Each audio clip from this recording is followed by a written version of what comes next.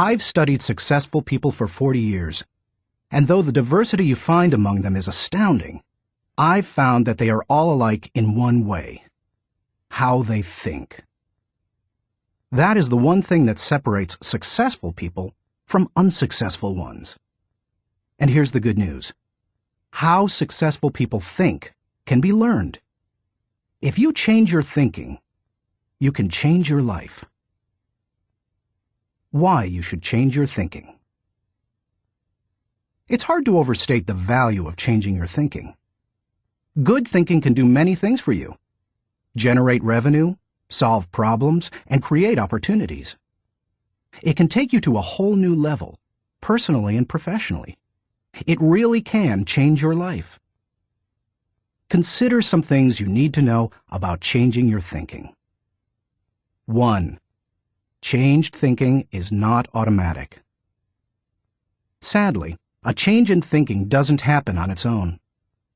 Good ideas rarely go out and find someone. If you want to find a good idea, you must search for it. If you want to become a better thinker, you need to work at it.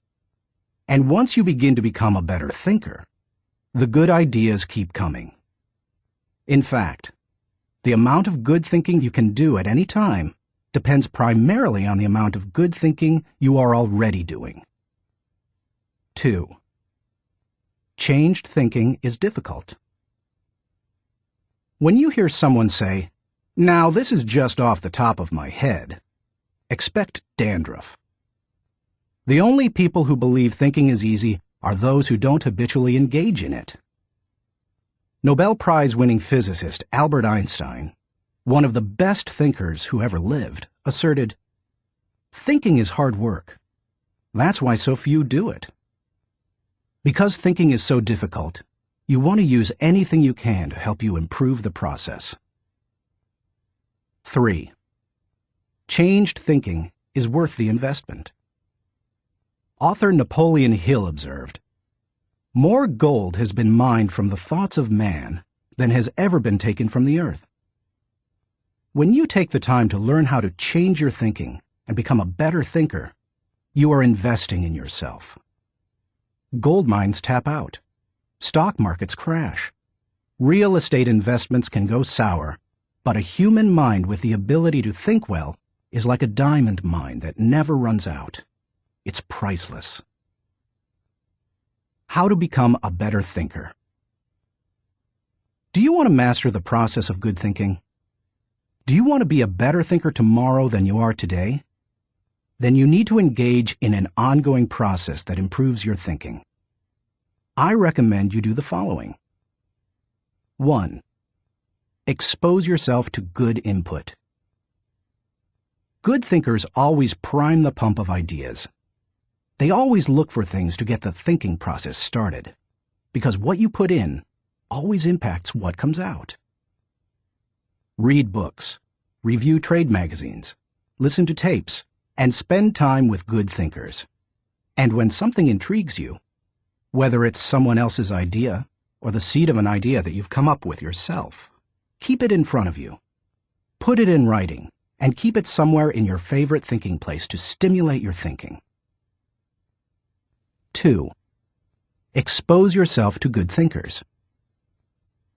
Spend time with the right people. As I worked on this section and bounced my ideas off of some key people so that my thoughts would be stretched, I realized something about myself. All of the people in my life whom I consider to be close friends or colleagues are thinkers. Now, I love all people. I try to be kind to everyone I meet, and I desire to add value to as many people as I can through conferences, books, audio lessons, etc. But the people I seek out and choose to spend time with all challenge me with their thinking and their actions.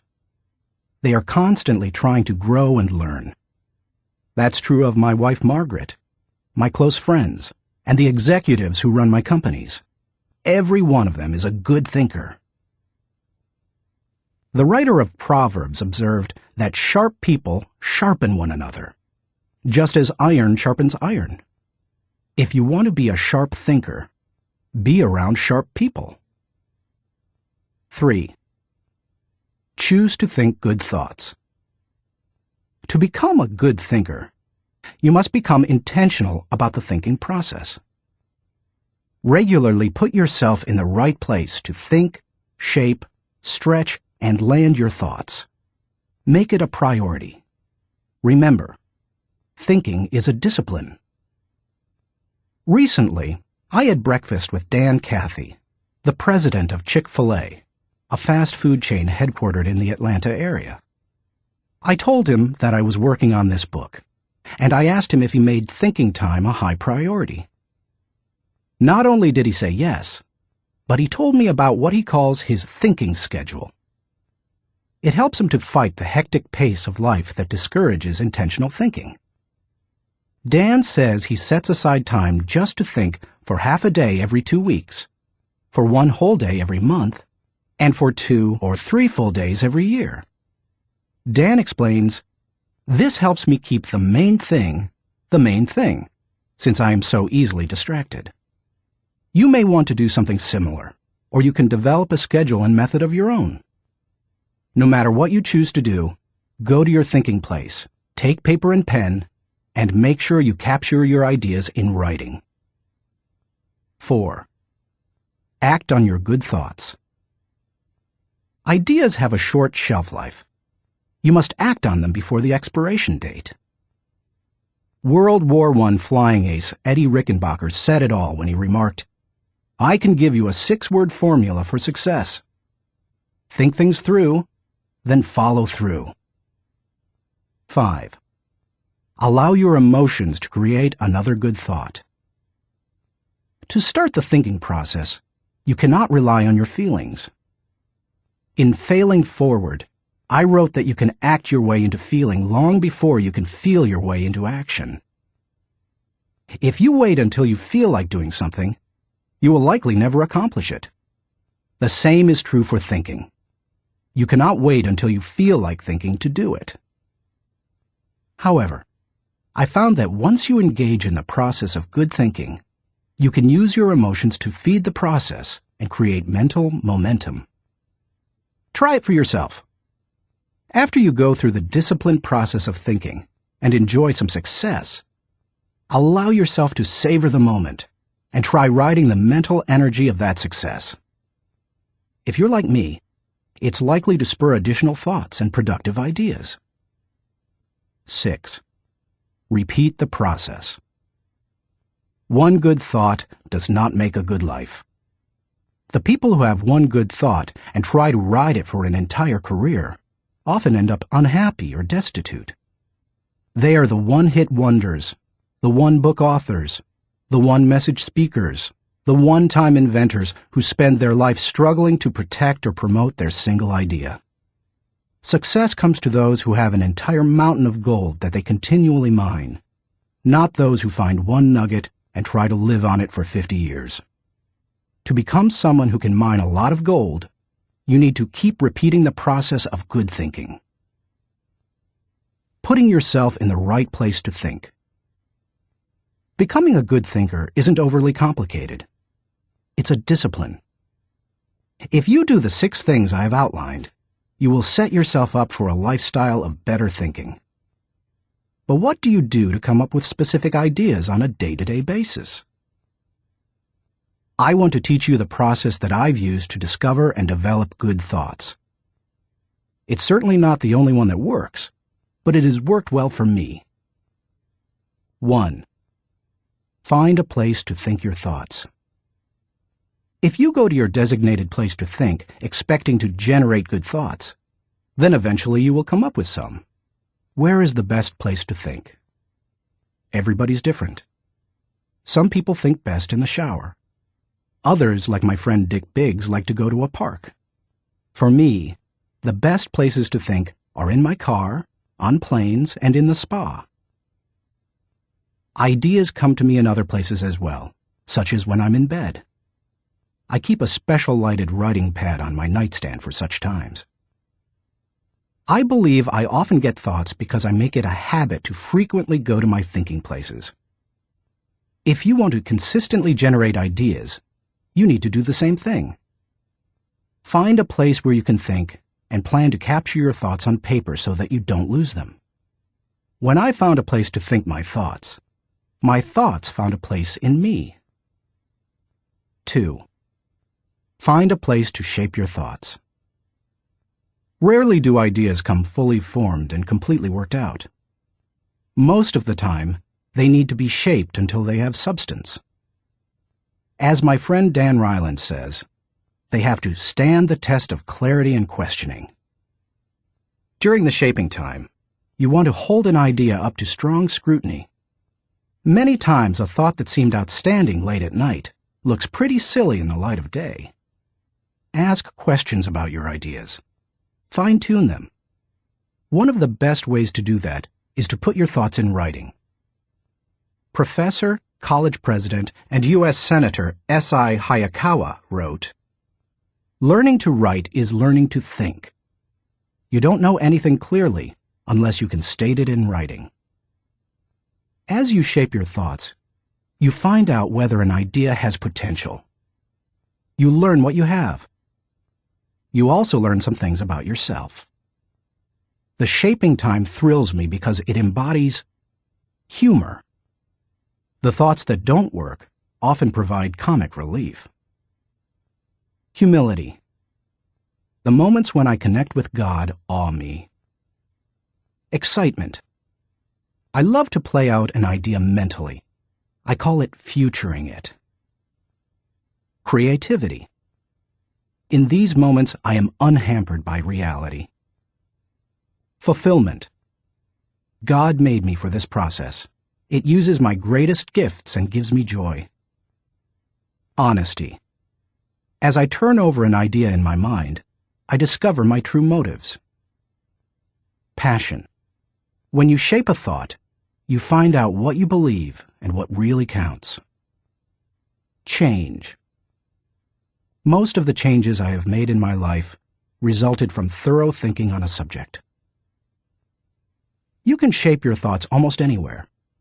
Just find a place that works for you, where you will be able to write things down, focus your attention without interruptions, and ask questions about your ideas. 3. Find a place to stretch your thoughts. If you come upon great thoughts and spend time mentally shaping them, don't think you're done and can stop there. If you do, you will miss some of the most valuable aspects of the thinking process. You miss bringing others in and expanding ideas to their greatest potential. Earlier in my life, I have to admit, I was often guilty of this error. I wanted to take an idea from seed thought to solution before sharing it with anyone, even the people it would most impact. I did this both at work and at home. But over the years, I have learned that you can go much farther with a team than you can go alone. I've found a kind of formula that can help you stretch your thoughts.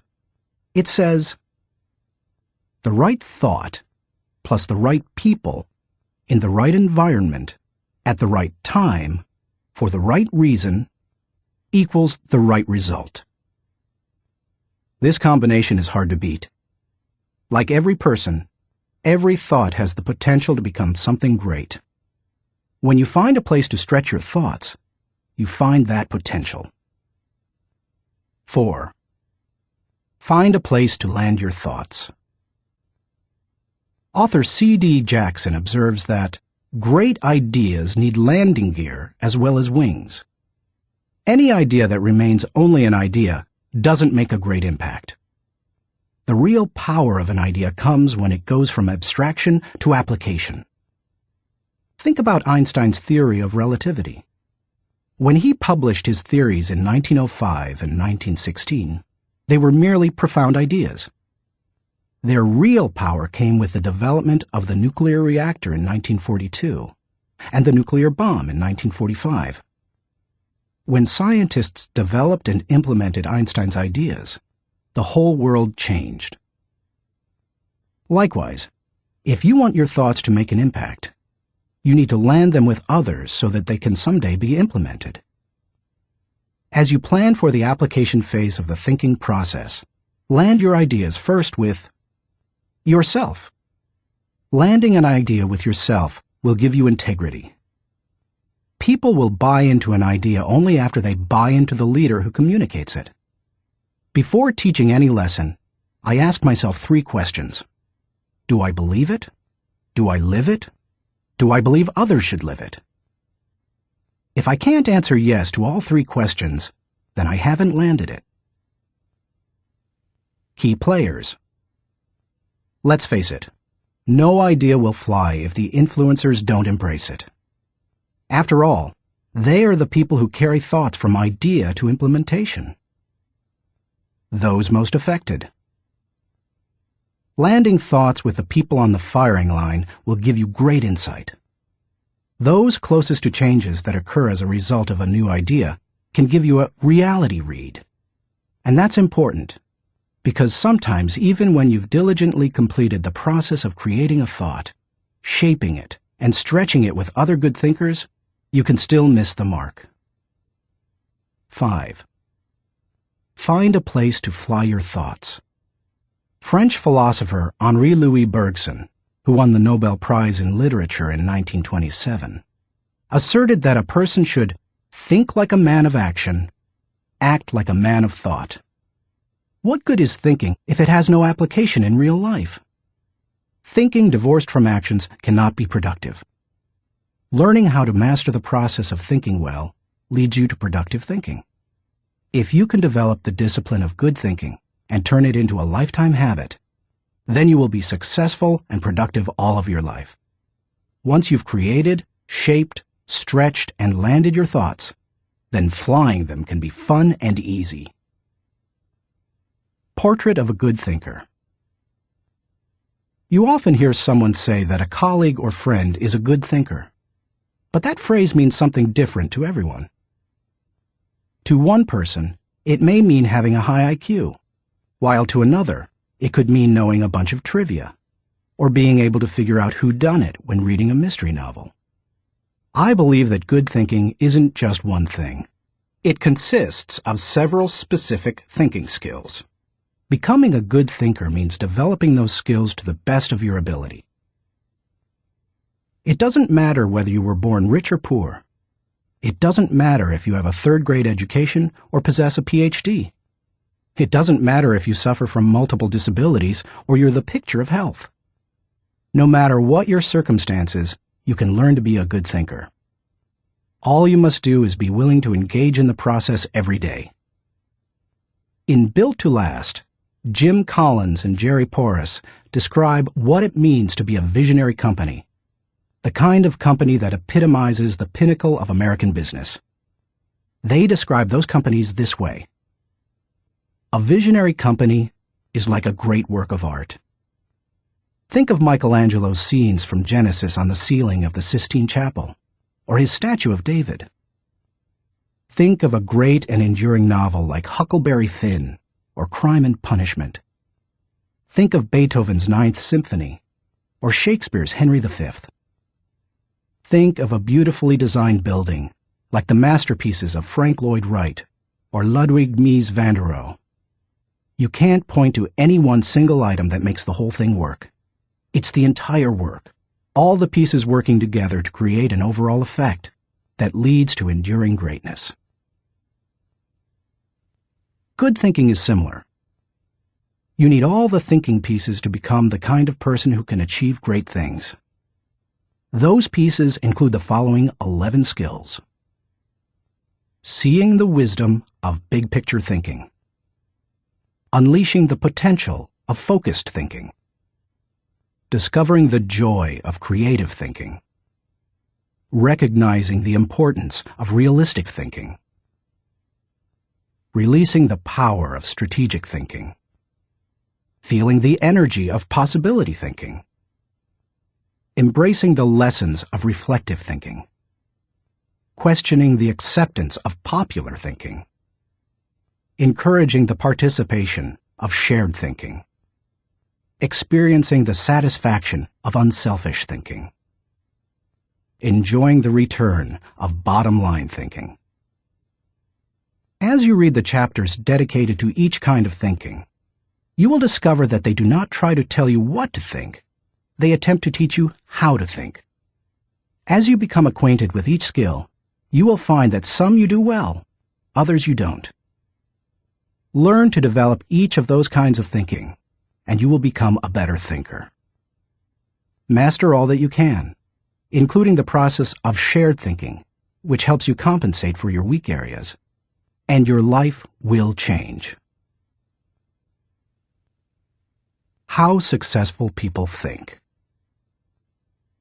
Chapter 1. Cultivate big picture thinking. Where success is concerned, people are not measured in inches or pounds or college degrees or family background.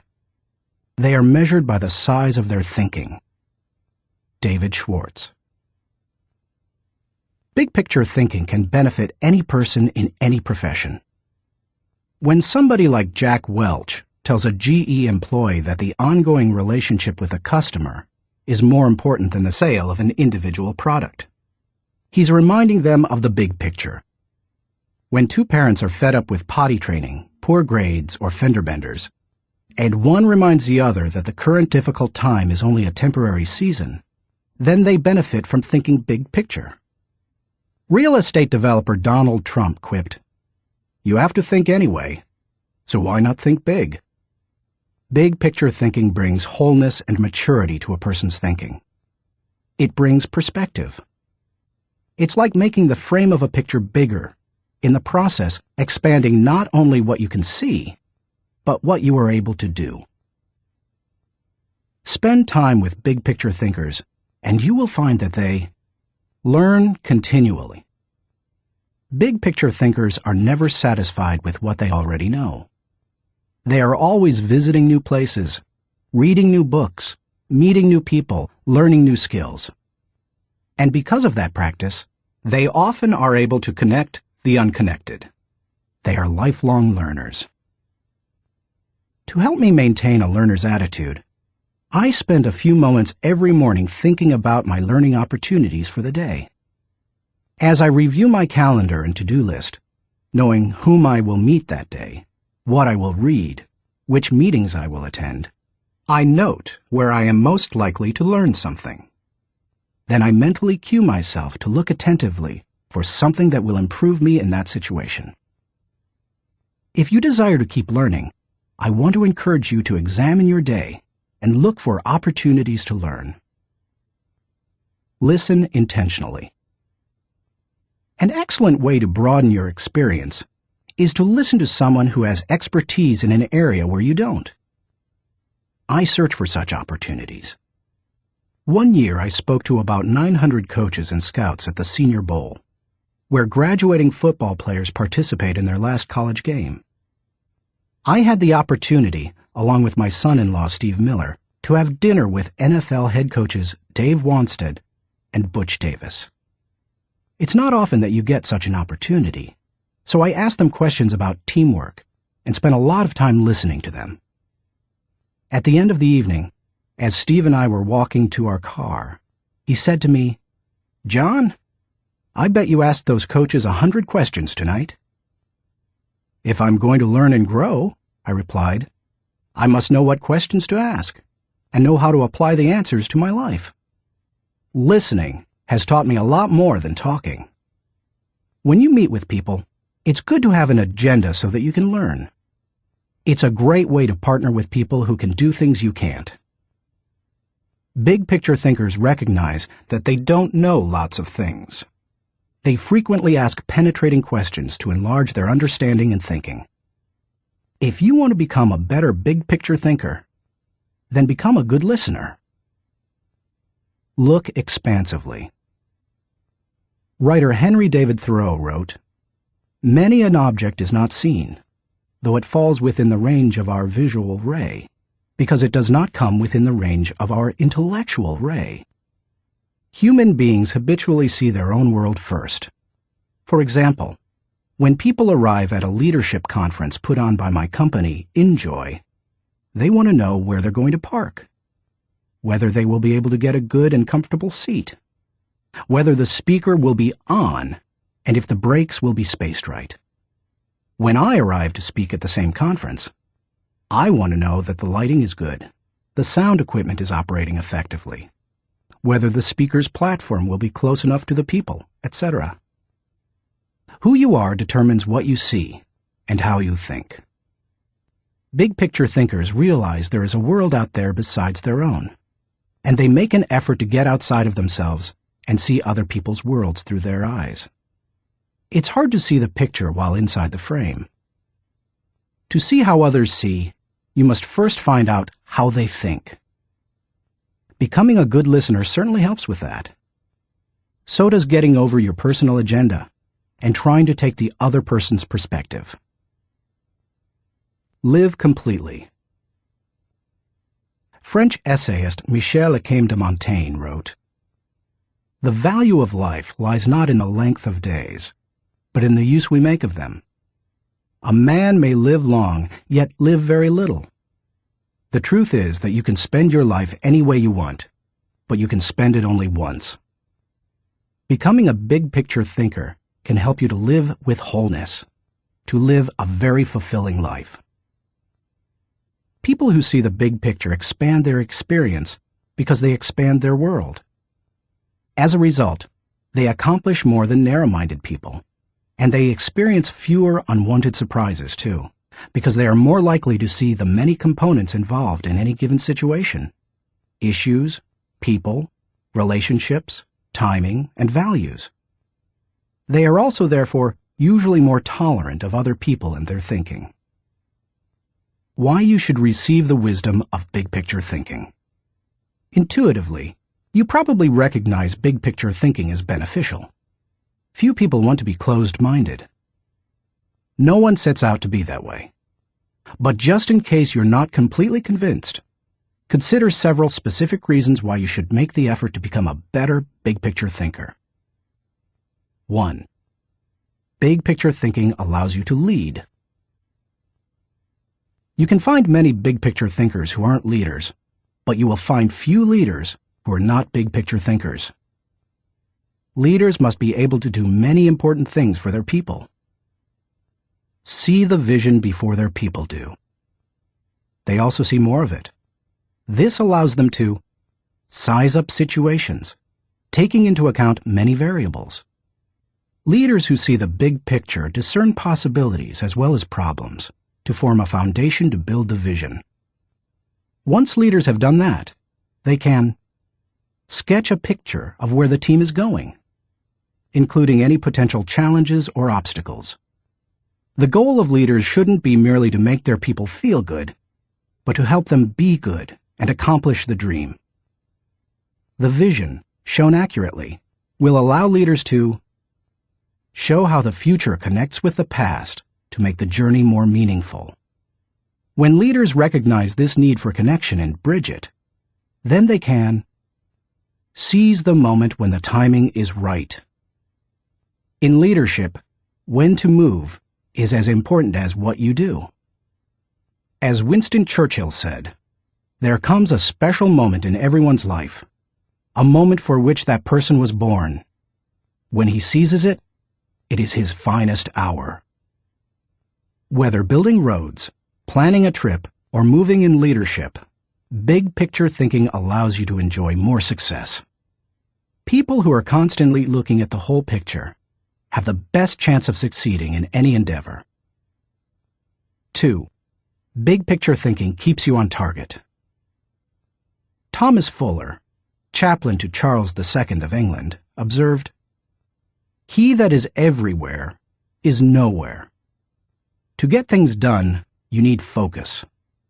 However, to get the right things done, you also need to consider the big picture. Only by putting your daily activities in the context of the big picture will you be able to stay on target. As Alvin Toffler says, you've got to think about big things while you're doing small things, so that all the small things go in the right direction.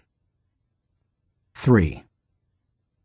Big picture thinking allows you to see what others see. One of the most important skills you can develop in human relations is the ability to see things from the other person's point of view.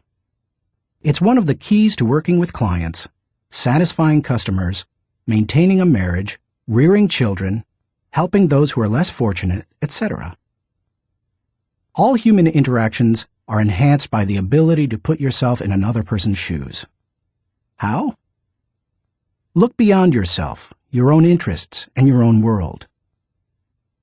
When you work to consider an issue from every possible angle, examine it in the light of another's history, discover the interests and concerns of others, and try to set aside your own agenda, you begin to see what others see. And that is a powerful thing. 4.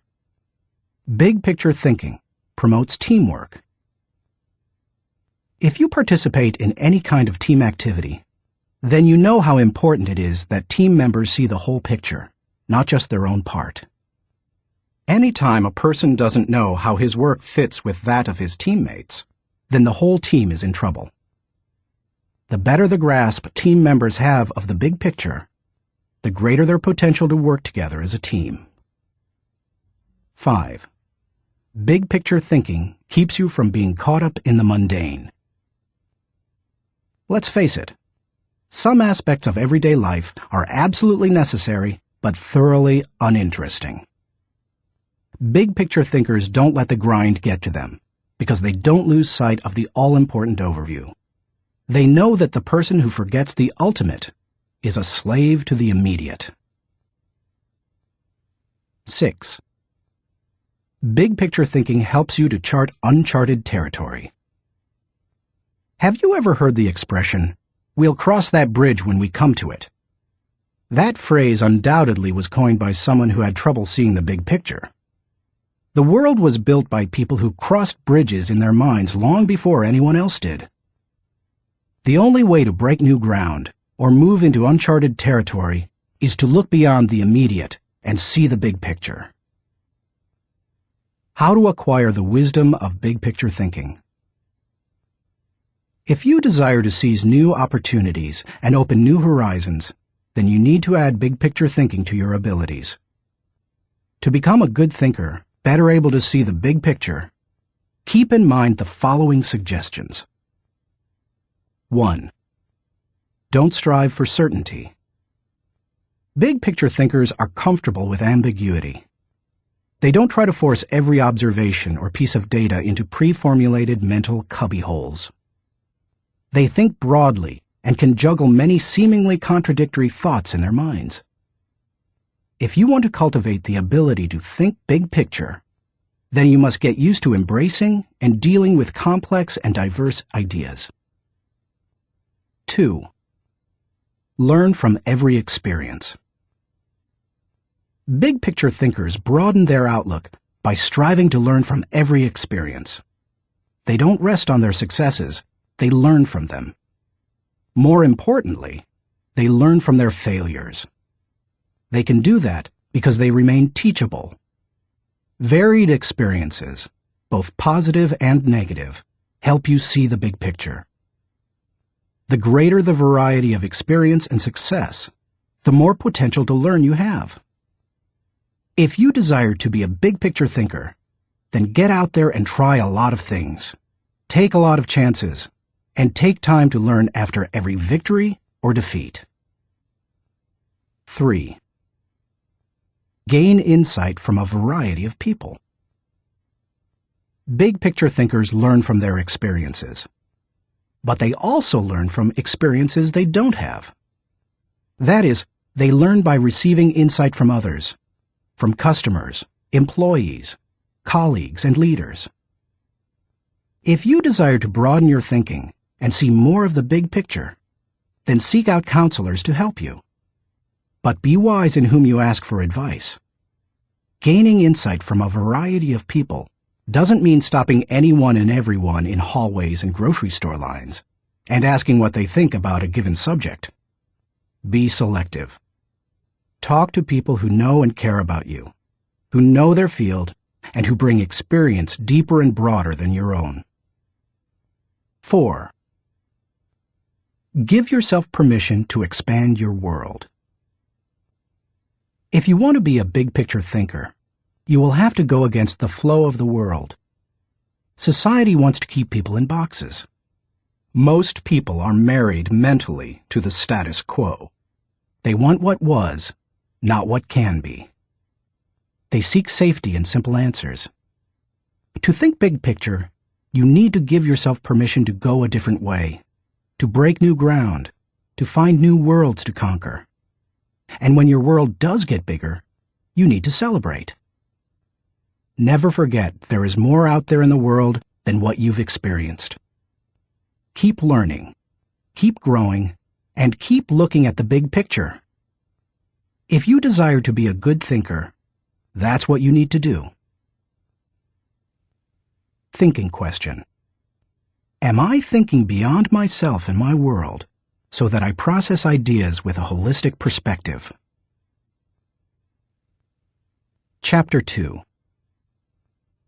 Engage in focused thinking. He did each thing as if he did nothing else. Spoken of novelist Charles Dickens.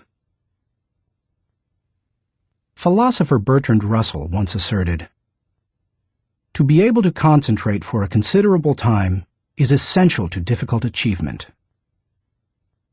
Sociologist Robert Lind observed that knowledge is power only if a man knows what facts are not to bother about. Focused thinking removes distractions and mental clutter so that you can concentrate on an issue and think with clarity. Focused thinking can do several things for you. 1. Focused thinking harnesses energy toward a desired goal. Focus can bring energy and power to almost anything, whether physical or mental.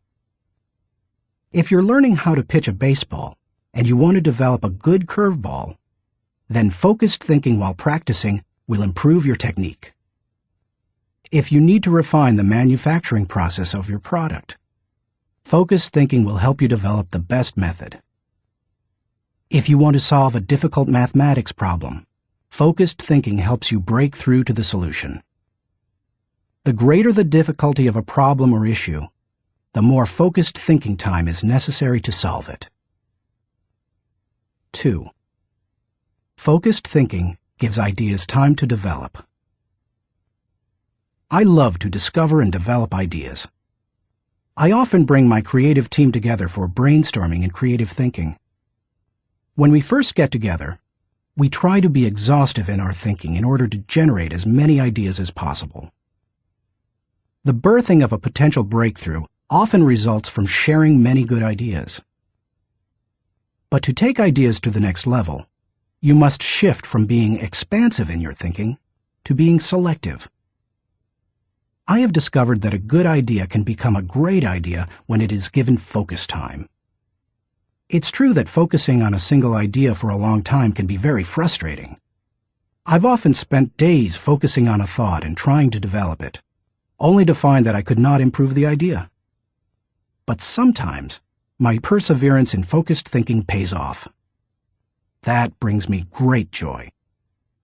And when focused thinking is at its best, not only does the idea grow, but so do I. 3. Focused thinking brings clarity to the target. I consider golf one of my favorite hobbies. It's a wonderfully challenging game. I like it because the objectives are so clear. Professor William Mobley of the University of South Carolina made the following observation about golf. One of the most important things about golf is the presence of clear goals. You see the pins, you know the par. It's neither too easy nor unattainable. You know your average score, and there are competitive goals. Competitive with par, with yourself, and others. These goals give you something to shoot at. In work, as in golf, goals motivate. One time on the golf course, I followed a golfer who neglected to put the pin back in the hole after he putted. Because I could not see my target, I couldn't focus properly. My focus quickly turned to frustration and to poor play. To be a good golfer, a person needs to focus on a clear target. The same is true in thinking. Focus helps you to know the goal and to achieve it. 4. Focused thinking will take you to the next level. No one achieves greatness by becoming a generalist. You don't hone a skill by diluting your attention to its development. The only way to get to the next level is to focus. No matter whether your goal is to increase your level of play, sharpen your business plan, improve your bottom line, develop your subordinates, or solve personal problems, you need to focus. Author Harry A. Overstreet observed, "The immature mind hops from one thing to another. The mature mind seeks to follow through." Where should you focus your thinking? Does every area of your life deserve dedicated, focused thinking time? Of course, the answer is no. Be selective, not exhaustive, in your focused thinking. For me, that means dedicating in-depth thinking time to 4 areas: leadership, creativity, communication, and intentional networking. Your choices will probably differ from mine. Here are a few suggestions to help you figure them out. Identify your priorities. First, take into account your priorities for yourself, your family, and your team. Author, consultant, and award-winning thinker Edward de Bono quipped, "A conclusion is the place where you get tired of thinking." Unfortunately, many people land on priorities based on where they run out of steam. You certainly don't want to do that. Nor do you want to let others set your agenda. There are many ways to determine priorities. If you know yourself well, begin by focusing on your strengths, the things that make best use of your skills and God-given talents. You might also focus on what brings the highest return and reward. Do what you enjoy most and do best. You could use the 80-20 rule. Give 80% of your effort to the top 20%, most important, activities. Another way is to focus on exceptional opportunities that promise a huge return. It comes down to this. Give your attention to the areas that bear fruit. Discover your gifts. Not all people are self-aware and have a good handle on their own skills, gifts, and talents. They are a little like the comic strip character Charlie Brown. One day after striking out in a baseball game, he says, "Rats! I'll never be a big league player. I just don't have it. All my life I've dreamed of playing in the big leagues, but I'll never make it." To which Lucy replies, "Charlie Brown, you're thinking too far ahead. What you need to do is set more immediate goals for yourself." For a moment, Charlie Brown sees a ray of hope. "Immediate goals?" he says. "Yes," answers Lucy. "Start with the next inning. When you go out to pitch, see if you can walk out to the mound without falling down." I've met many individuals who grew up in a household full of Lucys. They received little encouragement or affirmation, and as a result, seem at a loss for direction. If you have that kind of background, you need to work extra hard to figure out what your gifts are. Take a personality profile such as DISC or Myers-Briggs. Interview positive friends and family members to see where they think you shine. Spend some time reflecting on past successes. If you're going to focus your thinking in your areas of strength, you need to know what they are.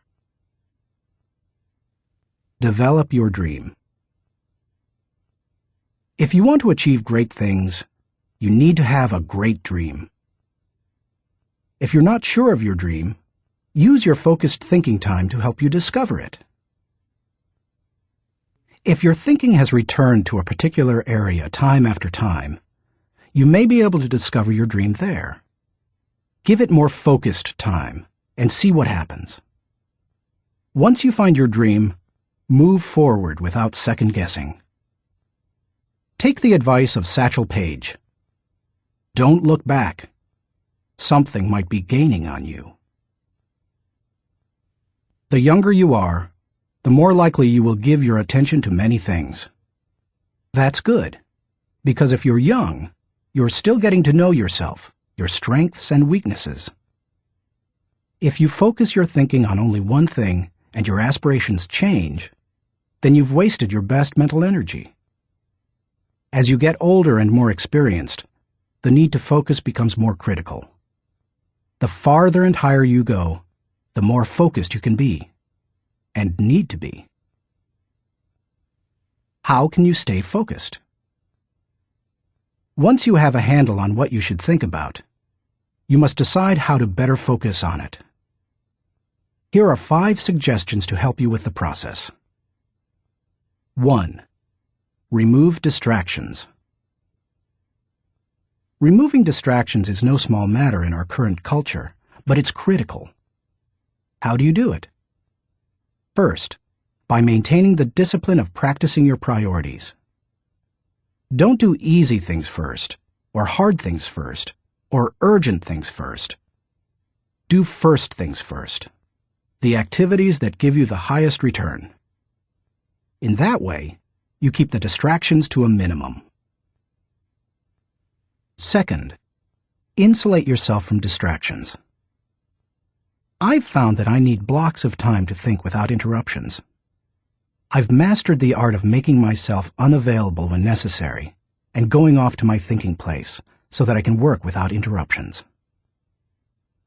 Because of my responsibilities as founder of 3 companies, however, I am always aware of the tension between my need to remain accessible to others as a leader and my need to withdraw from them to think. The best way to resolve the tension is to understand the value of both activities. Walking slowly through the crowd allows me to connect with people and know their needs. Withdrawing from the crowd allows me to think of ways to add value to them. My advice to you is to place value on and give attention to both. If you naturally withdraw, then make sure to get out among people more often. If you're always on the go and rarely withdraw for thinking time, then remove yourself periodically so that you can unleash the potential of focused thinking.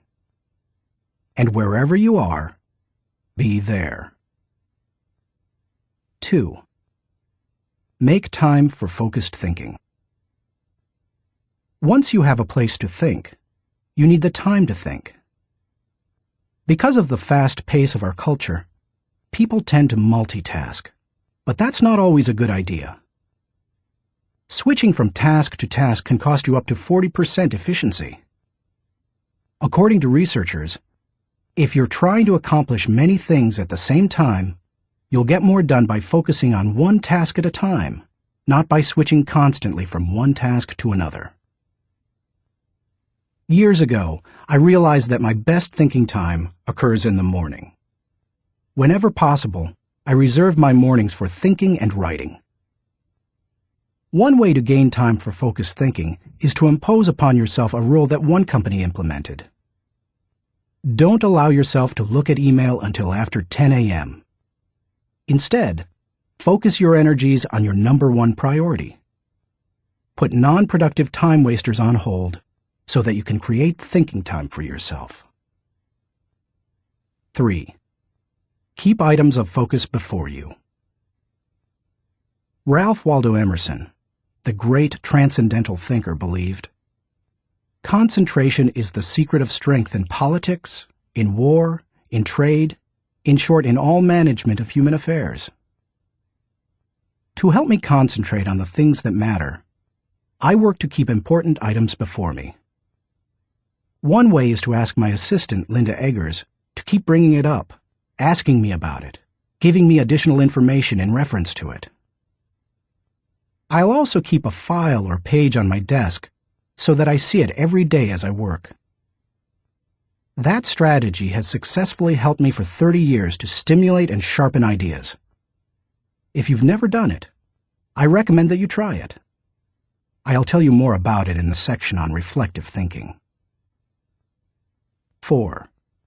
Set goals. I believe goals are important. The mind will not focus until it has clear objectives. But the purpose of goals is to focus your attention and give you direction. not to identify a final destination. As you think about your goals, note that they should be clear enough to be kept in focus, close enough to be achieved, helpful enough to change lives. Those guidelines will get you going. And be sure to write down your goals. If they're not written, I can almost guarantee that they're not focused enough. And if you really want to make sure they're focused, take the advice of David Belasco, who says, "If you can't write your idea on the back of my business card, you don't have a clear idea." Even if you look back years from now and think your goals were too small, they will have served their purpose if they provide you with direction. 5. Question your progress. Take a good look at yourself from time to time to see whether you are actually making progress. That is the most accurate measure of whether you are making the best use of focused thinking.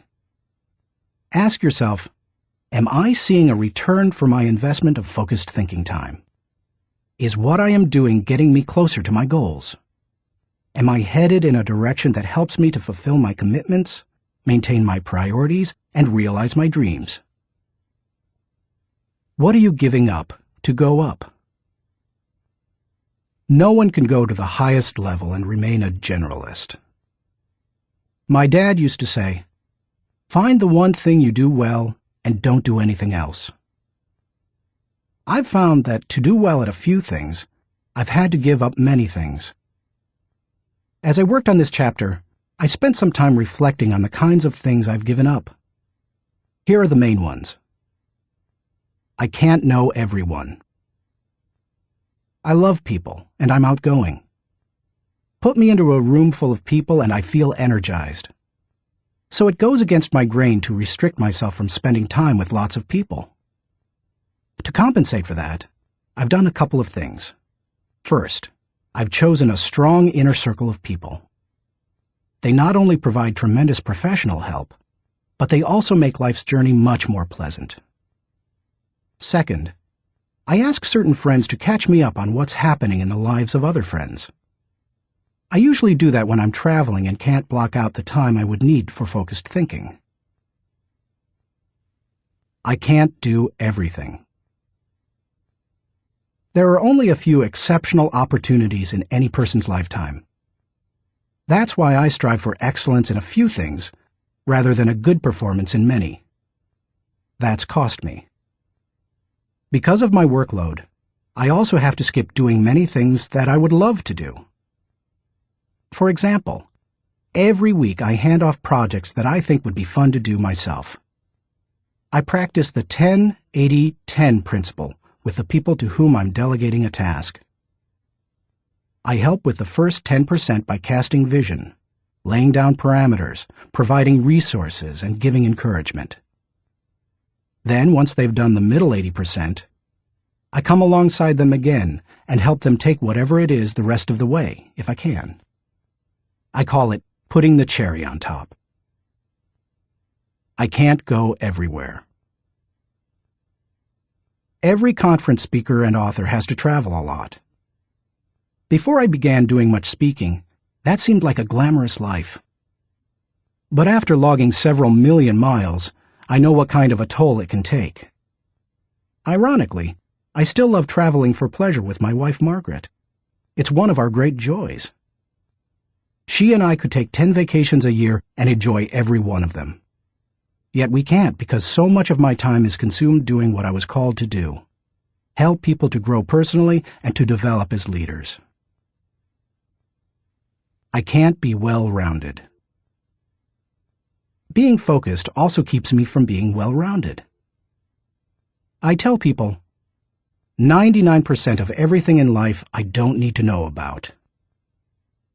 I try to focus on the 1% that gives me the highest return. And of the remaining 99, Margaret keeps me aware of whatever I need to know. It's one of the ways I keep from getting totally out of balance in my life. Being willing to give up some of the things you love in order to focus on what has the greatest impact isn't an easy lesson to learn. But the earlier you embrace it, the sooner you can dedicate yourself to excellence in what matters most. Thinking question. Am I dedicated to removing distractions and mental clutter so that I can concentrate with clarity on the real issue? Chapter 3. Harness Creative Thinking. The joy is in creating, not maintaining. Vince Lombardi, NFL Hall of Fame coach. Creativity is pure gold, no matter what you do for a living. Annette Moser-Wellman, author of The 5 Faces of Genius, asserts, "The most valuable resource you bring to your work and to your firm is your creativity. More than what you get done, more than the role you play, more than your title, more than your output, it's your ideas that matter." Despite the importance of a person's ability to think with creativity, few people seem to possess the skill in abundance. If you're not as creative as you would like to be, you can change your way of thinking. Creative thinking isn't necessarily original thinking. In fact, I think people mythologize original thought. Most often, creative thinking is a composite of other thoughts discovered along the way. Even the great artists, whom we consider highly original, learned from their masters, modeled their work on that of others, and brought together a host of ideas and styles to create their own work. Study art, and you will see threads that run through the work of all artists and artistic movements, connecting them to other artists who went before them. Characteristics of creative thinkers. Perhaps you're not even sure what I mean when I ask whether you are a creative thinker. Consider some characteristics that creative thinkers have in common. Creative thinkers value ideas. Annette Moser-Wellman observes, "Highly creative people are dedicated to ideas. They don't rely on their talent alone. They rely on their discipline. Their imagination is like a second skin. They know how to manipulate it to its fullest." Creativity is about having ideas, lots of them. You will have ideas only if you value ideas. Creative thinkers explore options. I've yet to meet a creative thinker who didn't love options. Exploring a multitude of possibilities helps to stimulate the imagination, and imagination is crucial to creativity. As Albert Einstein put it, imagination is more important than knowledge. People who know me well will tell you that I place a very high value on options. Why? Because they provide the key to finding the best answer, not the only answer. Good thinkers come up with the best answers. They create backup plans that provide them with alternatives. They enjoy freedom that others do not possess, and they will influence and lead others. Creative thinkers embrace ambiguity. Writer H. L. Mencken said, "It is the dull man who is always sure, and the sure man who is always dull." Creative people don't feel the need to stamp out uncertainty.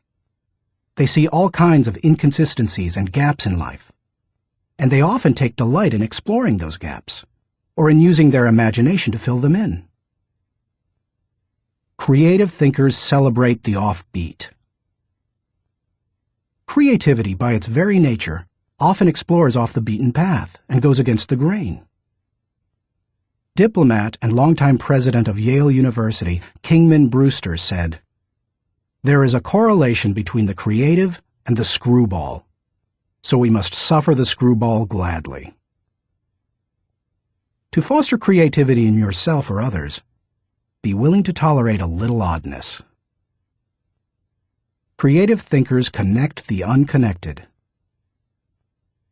Because creativity utilizes the ideas of others, there's great value in being able to connect one idea to another, especially to seemingly unrelated ideas. Graphic designer Tim Hansen says, "Creativity is especially expressed in the ability to make connections, to make associations, to turn things around and express them in a new way. Creating additional thoughts is like taking a trip in your car. You may know where you are going, but only as you move toward your destination can you see and experience things in a way not possible before you started. Creative thinking works something like this. Think, then collect, then create, then correct, then connect. Once you begin to think, you are free to collect. You ask yourself, what material relates to this thought? Once you have the material, you ask, what ideas can make the thought better? That can start to take an idea to the next level. After that, you can correct or refine it by asking, what changes can make these ideas better? Finally, you connect the ideas by positioning them in the right context to make the thought complete and powerful. Creative thinkers don't fear failure. Creativity demands the ability to be unafraid of failure, because creativity equals failure. You may be surprised to hear such a statement, but it's true. Charles Frankel asserts that anxiety is the essential condition of intellectual and artistic creation. Creativity requires a willingness to look stupid. It means getting out on a limb, knowing that the limb often breaks. Creative people know these things and still keep searching for new ideas. They just don't let the ideas that don't work prevent them from coming up with more ideas that do work. Why you should discover the joy of creative thinking. Creativity can improve a person's quality of life. Here are 5 specific things creative thinking has the potential to do for you. 1. Creative thinking adds value to everything. Wouldn't you enjoy a limitless reservoir of ideas that you could draw upon at any time? That's what creative thinking gives you. For that reason, no matter what you are currently able to do, creativity can increase your capabilities. Creativity is being able to see what everybody else has seen and think what nobody else has thought, so that you can do what nobody else has done. Sometimes, creative thinking lies along the lines of invention, where you break new ground. Other times, it moves along the lines of innovation, which helps you to do old things in a new way. But either way, it's seeing the world through sufficiently new eyes so that new solutions appear. That always adds value. 2. Creative thinking compounds. Over the years, I've found that creative thinking is hard work, but creative thinking compounds, given enough time and focus. Perhaps more than any other kind of thinking, creative thinking builds on itself and increases the creativity of the thinker. Poet Maya Angelou observed, "You can't use up creativity. The more you use, the more you have." Sadly, too often creativity is smothered rather than nurtured. There has to be a climate in which new ways of thinking, perceiving, questioning are encouraged. If you cultivate creative thinking in an environment that nurtures creativity, there's no telling what kind of ideas you can come up with. I'll talk more on that later. 3. Creative thinking draws people to you and your ideas. Creativity is intelligence having fun. People admire intelligence, and they are always attracted to fun, so the combination is fantastic. If anyone could be said to have fun with his intelligence, it was Leonardo da Vinci. The diversity of his ideas and expertise staggers the mind. He was a painter, architect, sculptor, anatomist, musician, inventor, and engineer. The term Renaissance man was coined because of him. Just as people were drawn to Da Vinci and his ideas during the Renaissance, they are drawn to creative people today. If you cultivate creativity, you will become more attractive to other people, and they will be drawn to you. 4. Creative thinking helps you learn more. Author and creativity expert Ernie Zielinski says, "Creativity is the joy of not knowing it all. The joy of not knowing it all refers to the realization that we seldom, if ever, have all the answers. We always have the ability to generate more solutions to just about any problem. Being creative is being able to see or imagine a great deal of opportunity to life's problems. Creativity is having options." It almost seems too obvious to say, but if you are always actively seeking new ideas, you will learn. Creativity is teachability. It's seeing more solutions than problems. And the greater the quantity of thoughts, the greater the chance for learning something new. 5. Creative thinking challenges the status quo. If you desire to improve your world, or even your own situation, then creativity will help you. The status quo and creativity are incompatible. Creativity and innovation always walk hand in hand. How to discover the joy of creative thinking. At this point, you may be saying, "Okay, I'm convinced that creative thinking is important. But how do I find the creativity within me? How do I discover the joy of creative thought?" Here are 5 ways to do it. 1. Remove creativity killers. Economics professor and humor author Stephen Leacock said, "Personally, I would sooner have written Alice in Wonderland than the whole Encyclopedia Britannica." He valued the warmth of creativity over cold facts.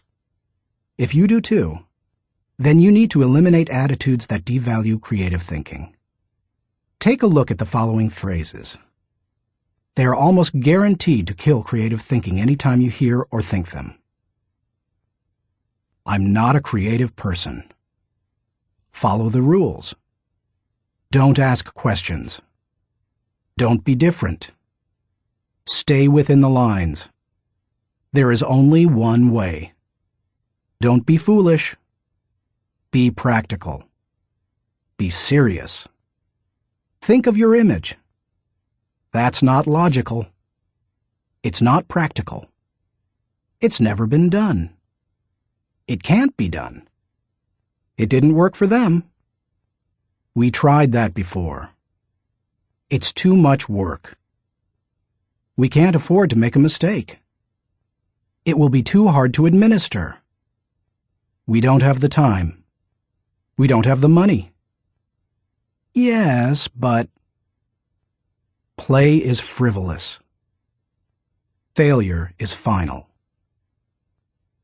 If you think you have a great idea, don't let anyone talk you out of it, even if it sounds foolish.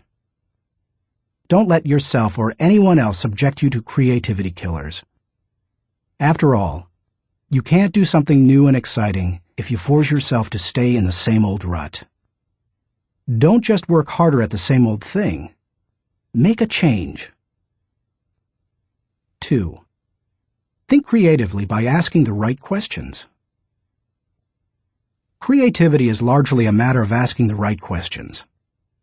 Management trainer Sir Anthony Jay said, "The uncreative mind can spot wrong answers, but it takes a creative mind to spot wrong questions."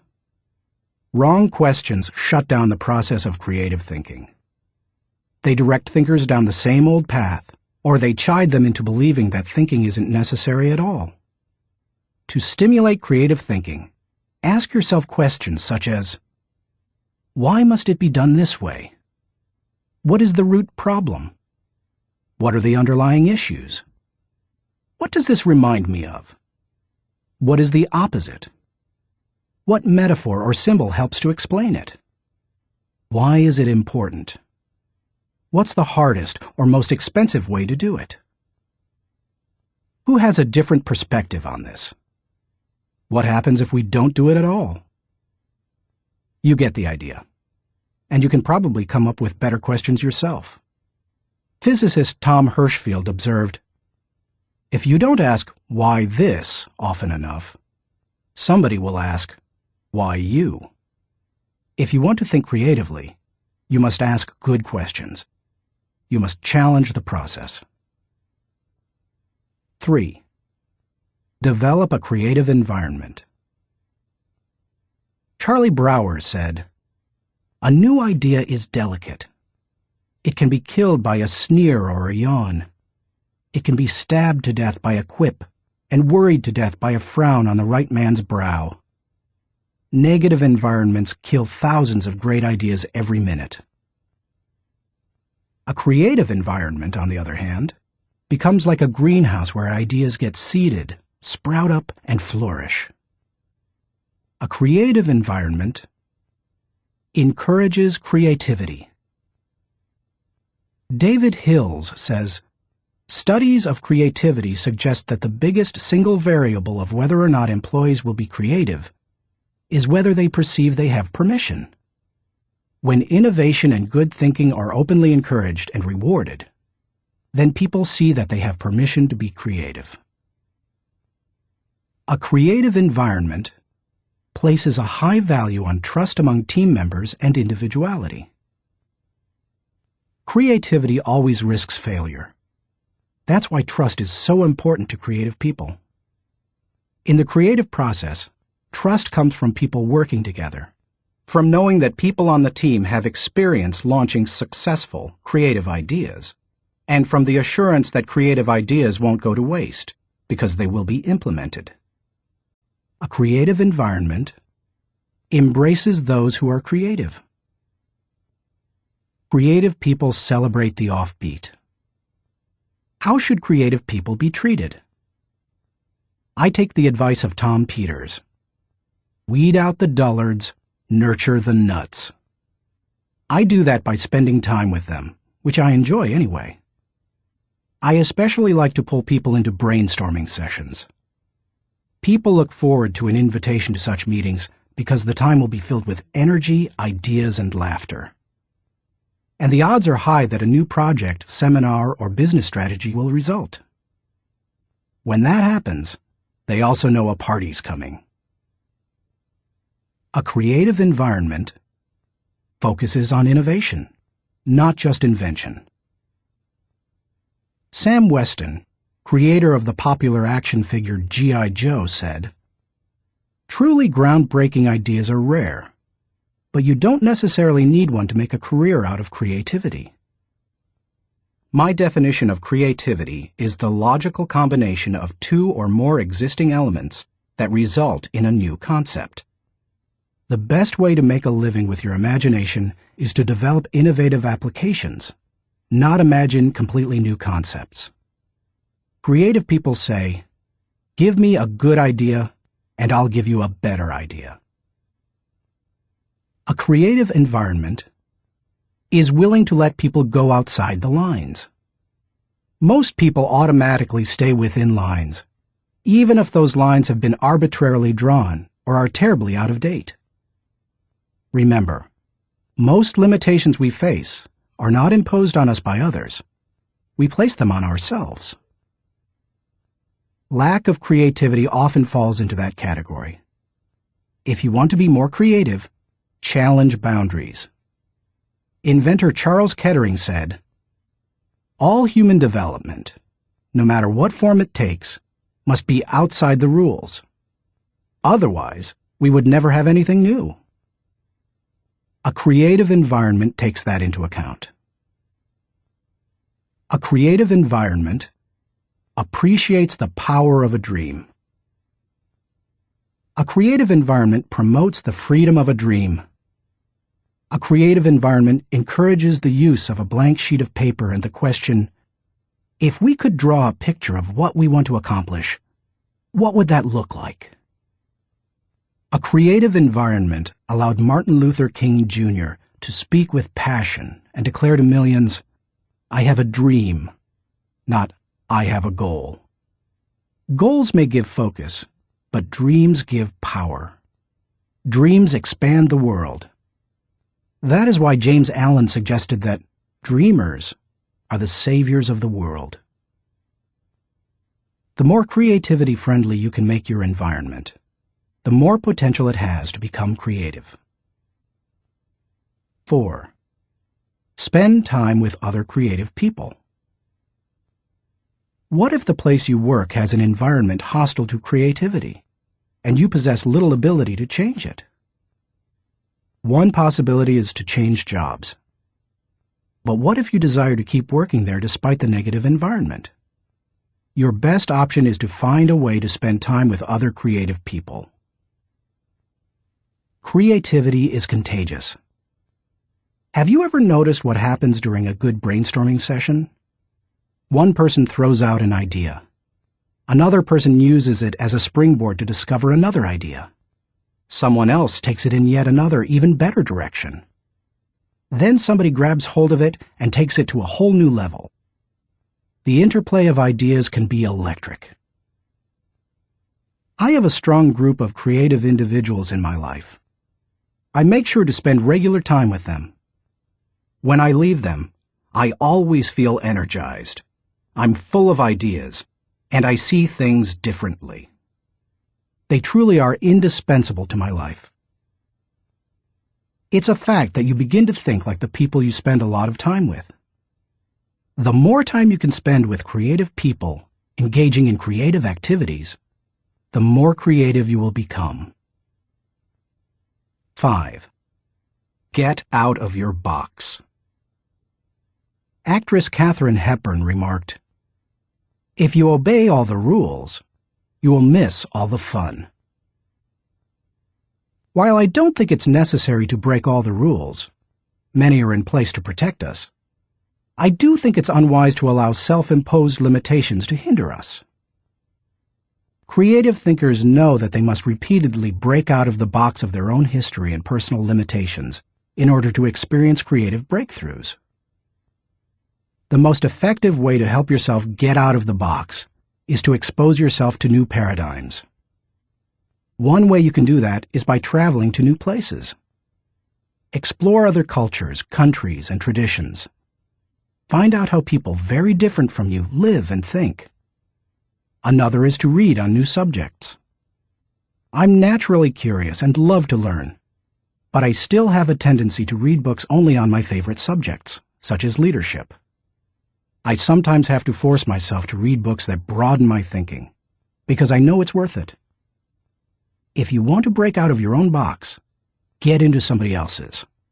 Read broadly. Many people mistakenly believe that if individuals aren't born with creativity, they will never be creative. But you can see from the many strategies and examples I've given that creativity can be cultivated in the right supportive environment. Thinking question. Am I working to break out of my box of limitations so that I explore ideas and options to experience creative breakthroughs? Chapter 4. Employ realistic thinking. The first responsibility of a leader is to define reality. Max Dupree, Chairman of the Board of Herman Miller Incorporated. As anyone knows who's been out of school for a few years, there's usually a huge gap between a college education and the reality of the working world. Honestly, early in my career, I went out of my way to avoid too much realistic thinking because I thought it would interfere with my creative thinking. But as I've grown, I've come to realize that realistic thinking adds to my life. Reality check. Reality is the difference between what we wish and what is. It took some time for me to evolve into a realistic thinker. The process went in phases. First, I did not engage in realistic thinking at all.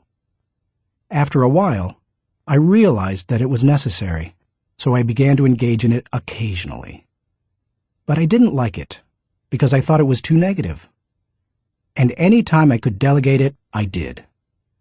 Eventually, I found that I had to engage in realistic thinking if I was going to solve problems and learn from my mistakes. And in time, I became willing to think realistically before I got in trouble and make it a continual part of my life. Today, I encourage my key leaders to think realistically. We make realistic thinking the foundation of our business because we derive certainty and security from it. Why you should recognize the importance of realistic thinking. If you're a naturally optimistic person as I am, you may not possess great desire to become a more realistic thinker. But cultivating the ability to be realistic in your thinking will not undermine your faith in people, nor will it lessen your ability to see and seize opportunities. Instead, it will add value to you in other ways. 1. Realistic thinking minimizes downside risk. Actions always have consequences. Realistic thinking helps you to determine what those consequences could be. And that's crucial, because only by recognizing and considering consequences can you plan for them. If you plan for the worst-case scenario, you can minimize the downside risk. 2. Realistic thinking gives you a target and a game plan. I've known business people who were not realistic thinkers. Here's the good news. They were very positive and had a high degree of hope for their business. Here's the bad news. Hope is not a strategy. Realistic thinking leads to excellence in leadership and management because it requires people to face reality. They begin to define their target and develop a game plan to hit it. When people engage in realistic thinking, they also begin to simplify practices and procedures, which results in better efficiency. Truthfully, in business, only a few decisions are important. Realistic thinkers understand the difference between the important decisions and those that are merely necessary in the normal course of business. The decisions that matter relate directly to your purpose. James Allen was right when he wrote, "Until thought is linked with purpose, there is no intelligent accomplishment." 3. Realistic thinking is a catalyst for change. People who rely on hope for their success rarely make change a high priority. If you have only hope, you imply that achievement and success are out of your hands. It's a matter of luck or chance. Why bother changing? Realistic thinking can dispel that kind of wrong attitude. There's nothing like staring reality in the face to make a person recognize the need for change. Change alone doesn't bring growth, but you cannot have growth without change. 4. Realistic thinking provides security. Anytime you have thought through the worst that can happen, and you have developed contingency plans to meet it, you become more confident and secure. It's reassuring to know that you are unlikely to be surprised. Disappointment is the difference between expectations and reality. Realistic thinking minimizes the difference between the two. 5. Realistic thinking gives you credibility. Realistic thinking helps people to buy into the leader and his or her vision. Leaders continually surprised by the unexpected soon lose credibility with their followers. On the other hand, leaders who think realistically and plan accordingly position their organizations to win. That gives their people confidence in them. The best leaders ask realistic questions before casting vision. They ask themselves things like, is it possible? Does this dream include everyone or just a few? Have I identified and articulated the areas that will make this dream difficult to achieve? 6.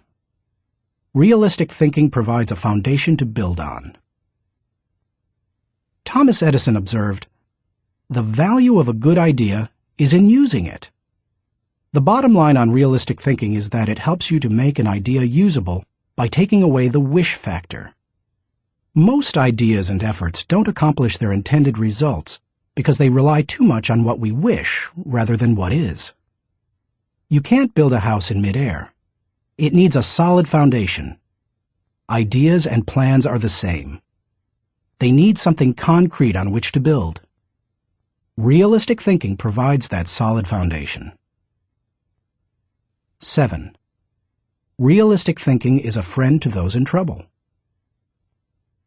If creativity is what you would do if you were unafraid of the possibility of failure, then reality is dealing with failure if it does happen.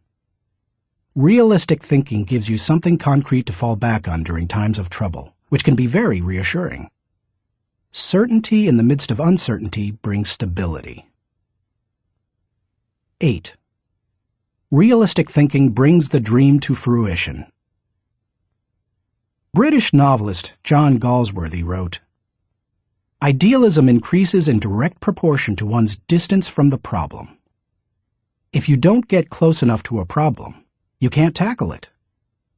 If you don't take a realistic look at your dream and what it will take to accomplish it, you will never achieve it." Realistic thinking helps to pave the way for bringing any dream to fruition. How to recognize the importance of realistic thinking. Because I'm naturally optimistic rather than realistic, I've had to take concrete steps to improve my thinking in this area. Here are 5 things I do to improve my realistic thinking. 1. Develop an appreciation for truth. I could not develop as a realistic thinker until I gained an appreciation for realistic thinking. And that means learning to look at and enjoy truth. President Harry S. Truman said, "I never give them hell. I just tell the truth, and they think it is hell." That's the way many people react to truth. People tend to exaggerate their success and minimize their failures or deficiencies. They live according to Ruckert's law, believing there is nothing so small that it can't be blown out of proportion. Unfortunately, many people today could be described by a quote from Winston Churchill.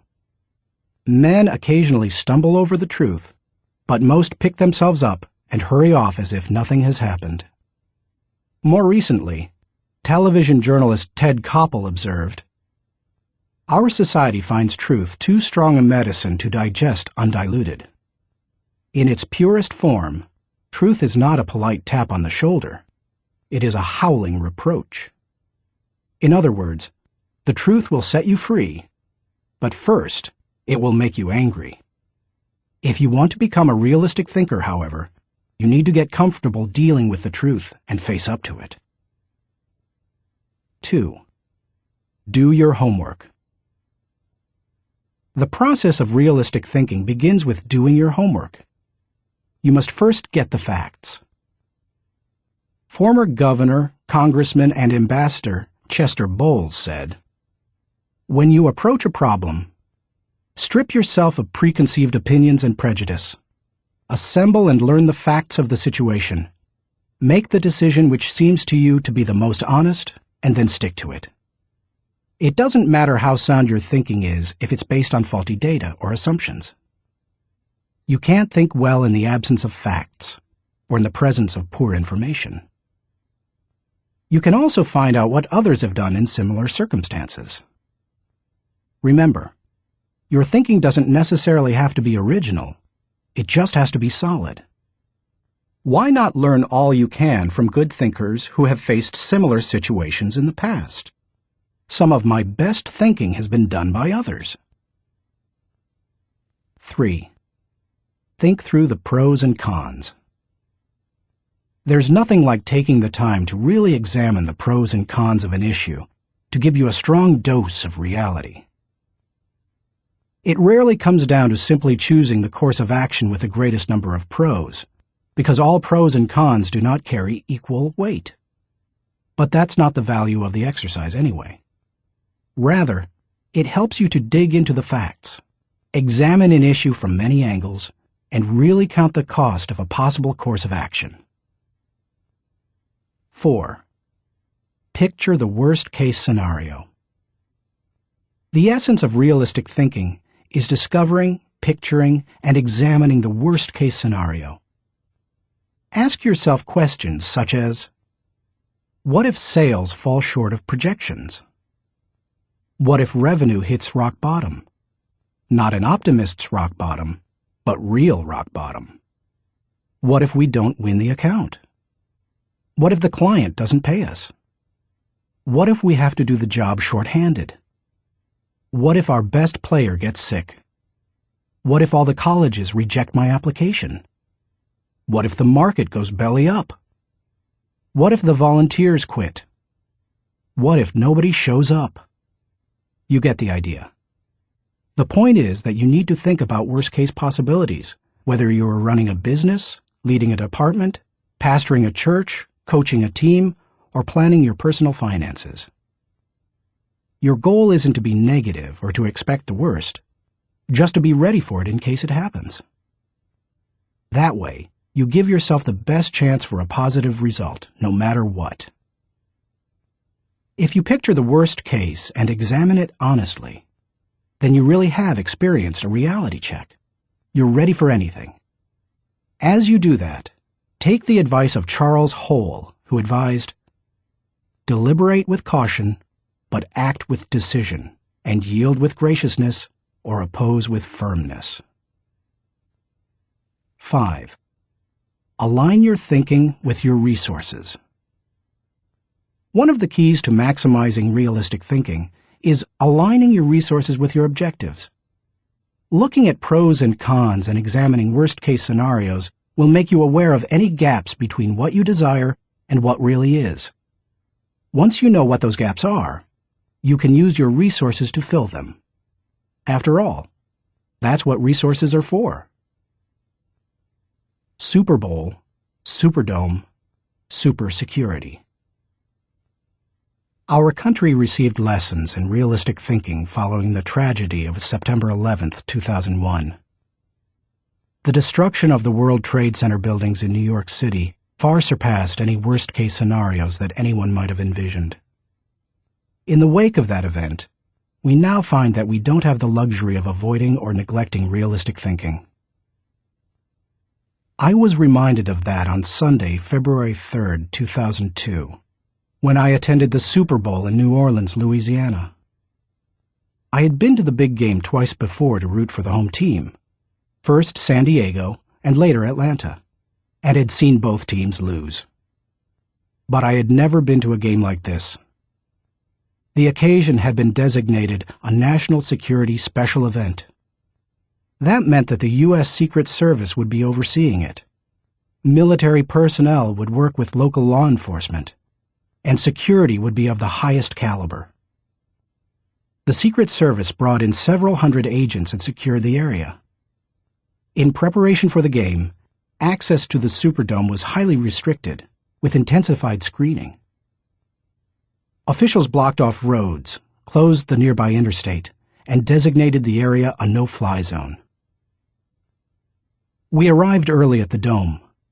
Officials suggested fans arrive up to 5 hours ahead of game time, and we immediately saw evidence of the precautionary measures. 8-foot fences surrounded the whole area, and concrete barriers prevented unauthorized vehicles from getting close to the building. We could see sharpshooters positioned at various locations, including on the roof of some adjacent buildings. When we reached a gate, police officers and security personnel patted us down and examined everyone's belongings. After that, they directed us to go through metal detectors. Only then did they allow us into the stadium.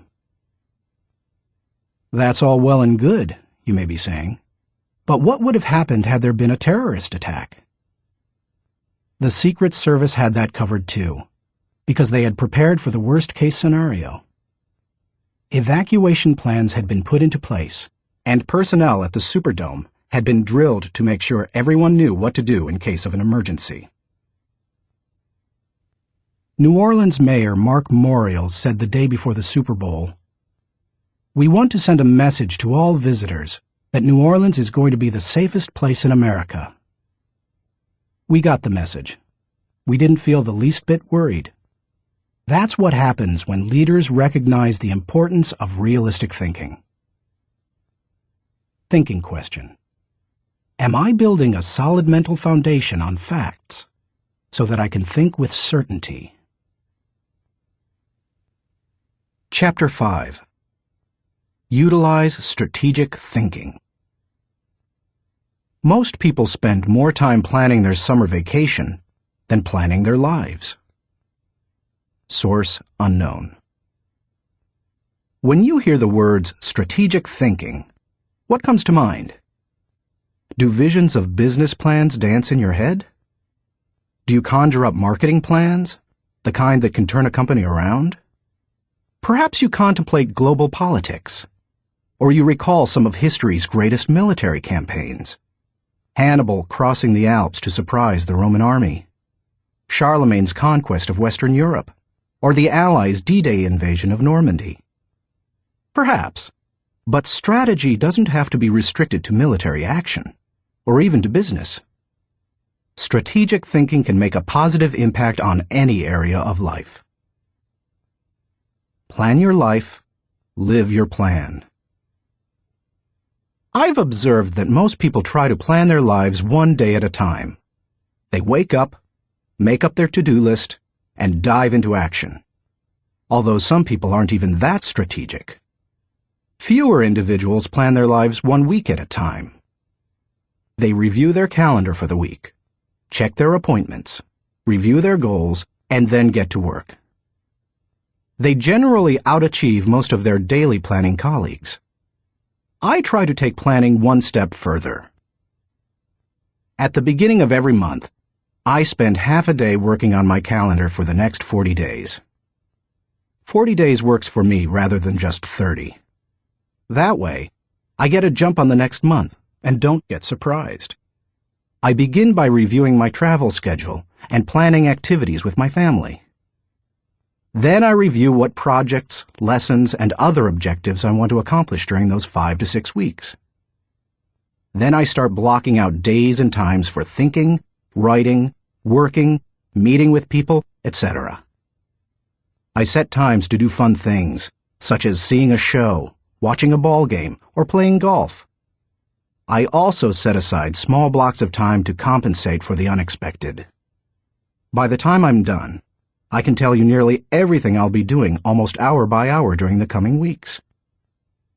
This strategy is one of the reasons I have been able to accomplish much. Why you should release the power of strategic thinking. Strategic thinking helps me to plan, to become more efficient, to maximize my strengths, and to find the most direct path toward achieving any objective. The benefits of strategic thinking are numerous. Here are a few of the reasons you should adopt it as one of your thinking tools. 1. Strategic thinking simplifies the difficult. Strategic thinking is really nothing more than planning on steroids. Spanish novelist Miguel de Cervantes said, "The man who is prepared has his battle half fought." Strategic thinking takes complex issues and long-term objectives, which can be very difficult to address, and breaks them down into manageable sizes. Anything becomes simpler when it has a plan. Strategic thinking can also help you simplify the management of everyday life. I do that by using systems, which are nothing more than good strategies repeated. I am well known among pastors and other speakers for my filing system. Writing a lesson or speech can be difficult, but because I use my system to file quotes, stories, and articles, when I need something to flesh out or illustrate a point, I simply go to one of my 1,200 files and find a good piece of material that works. Just about any difficult task can be made simpler with strategic thinking. 2. Strategic thinking prompts you to ask the right questions. Do you want to break down complex or difficult issues? Then ask questions. Strategic thinking forces you through this process. Take a look at the following questions developed by my friend Bob Beal, the author of Master Planning. Direction. What should we do next? Why? Organization. Who is responsible for what? Who is responsible for whom? Do we have the right people in the right places? Cash. What is our projected income, expense, net? Can we afford it? How can we afford it? Tracking. Are we on target? Overall evaluation. Are we achieving the quality we expect and demand of ourselves? Refinement. How can we be more effective and more efficient, move toward the ideal? These may not be the only questions you need to ask to begin formulating a strategic plan, but they are certainly a good start. 3. Strategic thinking prompts customization. General George S. Patton observed, "Successful generals make plans to fit circumstances, but do not try to create circumstances to fit plans." All good strategic thinkers are precise in their thinking. They try to match the strategy to the problem, because strategy isn't a one-size-fits-all proposition. Sloppy or generalized thinking is an enemy of achievement. The intention to customize in strategic thinking forces a person to go beyond vague ideas and engage in specific ways to go after a task or problem. It sharpens the mind. 4. Strategic thinking prepares you today for an uncertain tomorrow. Strategic thinking is the bridge that links where you are to where you want to be. It gives direction and credibility today and increases your potential for success tomorrow. It is, as Mary Webb suggests, like saddling your dreams before you ride them. 5. Strategic thinking reduces the margin of error. Anytime you shoot from the hip or go into a totally reactive mode, you increase your margin for error. It's like a golfer stepping up to a golf ball and hitting it before lining up the shot. Misaligning a shot by just a few degrees can send the ball 100 yards off target. Strategic thinking, however, greatly reduces that margin for error. It lines up your actions with your objectives, just as lining up a shot in golf helps you to put the ball closer to the pin. The better aligned you are with your target, the better the odds that you will be going in the right direction. 6. Strategic thinking gives you influence with others. One executive confided in another, "Our company has a short-range plan and a long-range plan. Our short-range plan is to stay afloat long enough to make it to our long-range plan." That's hardly a strategy, yet that's the position where some business leaders put themselves. There's more than one problem with neglecting strategic thinking in that way. Not only does it fail to build the business, but it also loses the respect of everyone involved with the business. The one with the plan is the one with the power. It doesn't matter in what kind of activity you're involved.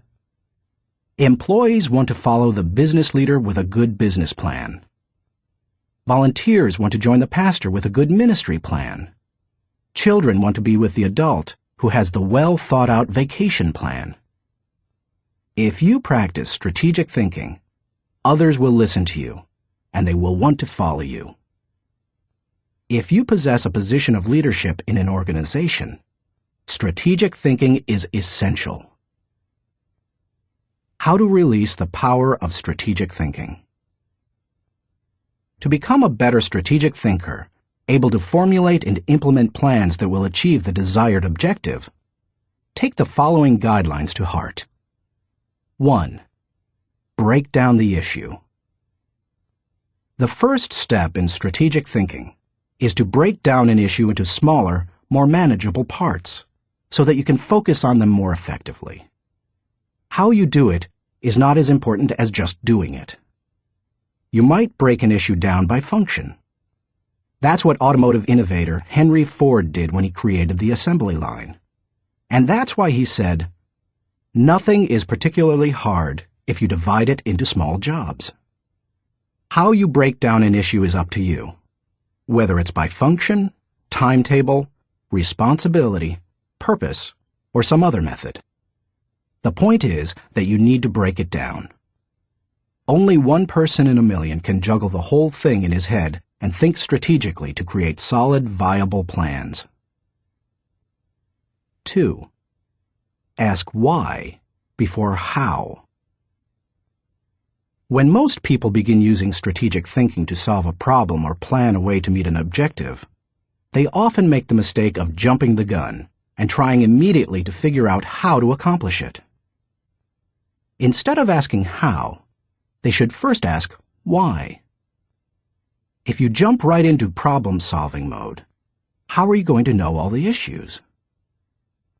Eugene G. Grace says, "Thousands of engineers can design bridges, calculate strains and stresses, and draw up specifications for machines.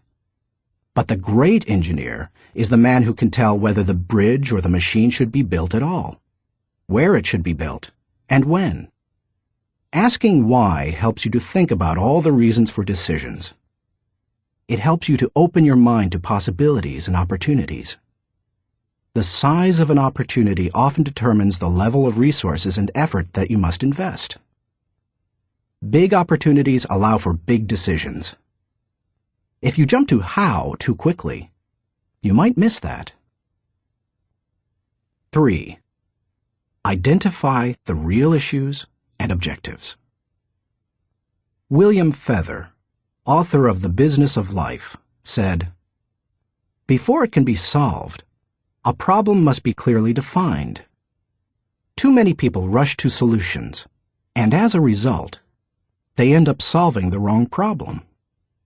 To avoid that, ask probing questions to expose the real issues. Challenge all of your assumptions. Collect information even after you think you've identified the issue. You may still have to act with incomplete data, but you don't want to jump to a conclusion before you gather enough information to begin identifying the real issue. Begin by asking, what else could be the real issue? You should also remove any personal agenda. More than almost anything else, that can cloud your judgment. Discovering your real situation and objectives is a major part of the battle. Once the real issues are identified, the solutions are often simple. 4. Review your resources. I already mentioned how important it is to be aware of your resources, but it bears repeating. A strategy that doesn't take into account resources is doomed to failure. Take an inventory. How much time do you have? How much money?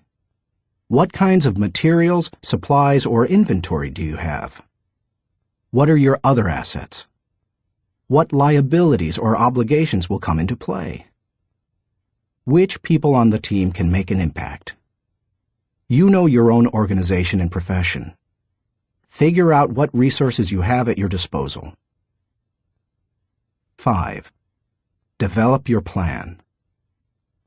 How you approach the planning process depends greatly on your profession and the size of the challenge that you're planning to tackle, so it's difficult to recommend many specifics. However, no matter how you go about planning, take this advice. Start with the obvious. When you tackle an issue or plan that way, it brings unity and consensus to the team, because everyone sees those things. Obvious elements build mental momentum and initiate creativity and intensity. The best way to create a road to the complex is to build on the fundamentals. 6. Put the right people in the right place.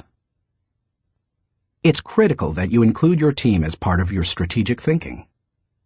Before you can implement your plan, you must make sure that you have the right people in place. Even the best strategic thinking won't help if you don't take into account the people part of the equation.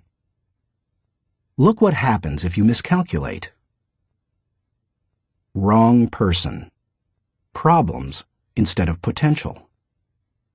Wrong place. Frustration instead of fulfillment. Wrong plan. Grief instead of growth. Everything comes together, however, when you put together all three elements: the right person, the right place, and the right plan. 7. Keep repeating the process. My friend Olin Hendricks remarked, "Strategic thinking is like showering. You have to keep doing it." If you expect to solve any major problem once, you're in for disappointment. Little things such as filing or shopping systematically can be won easily through systems and personal discipline. But major issues need major strategic thinking time. What Thane Yost said is really true. The will to win is worthless if you do not have the will to prepare. If you want to be an effective strategic thinker, then you need to become a continuous strategic thinker.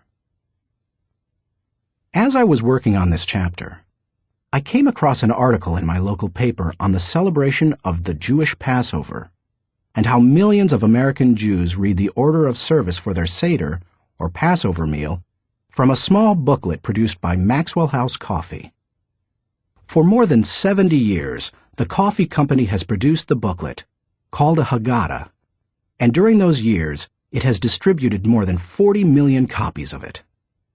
I remember using them all my life, said Regina Witt, who is in her 50s. So does her mother, who is almost 90. It's our tradition. I think it would be very strange not to use them. So how did Maxwell House come to supply the booklets? It was the result of strategic thinking. 80 years ago, marketing man Joseph Jacobs advised that the company could sell coffee during Passover if the product were certified kosher by a rabbi. Since 1923, Maxwell House Coffee has been certified kosher for Passover. And then Jacobs suggested that if they gave away the Haggadah booklets, they could increase sales. They've been creating the booklets and selling coffee during Passover ever since.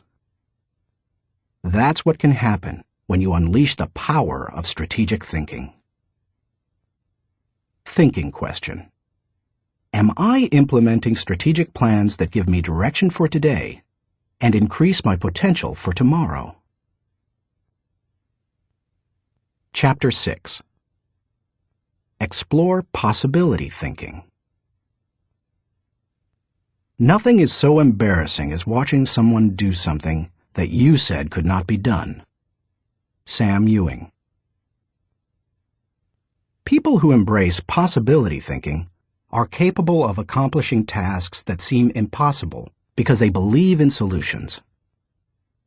Here are several reasons why you should become a possibility thinker. 1.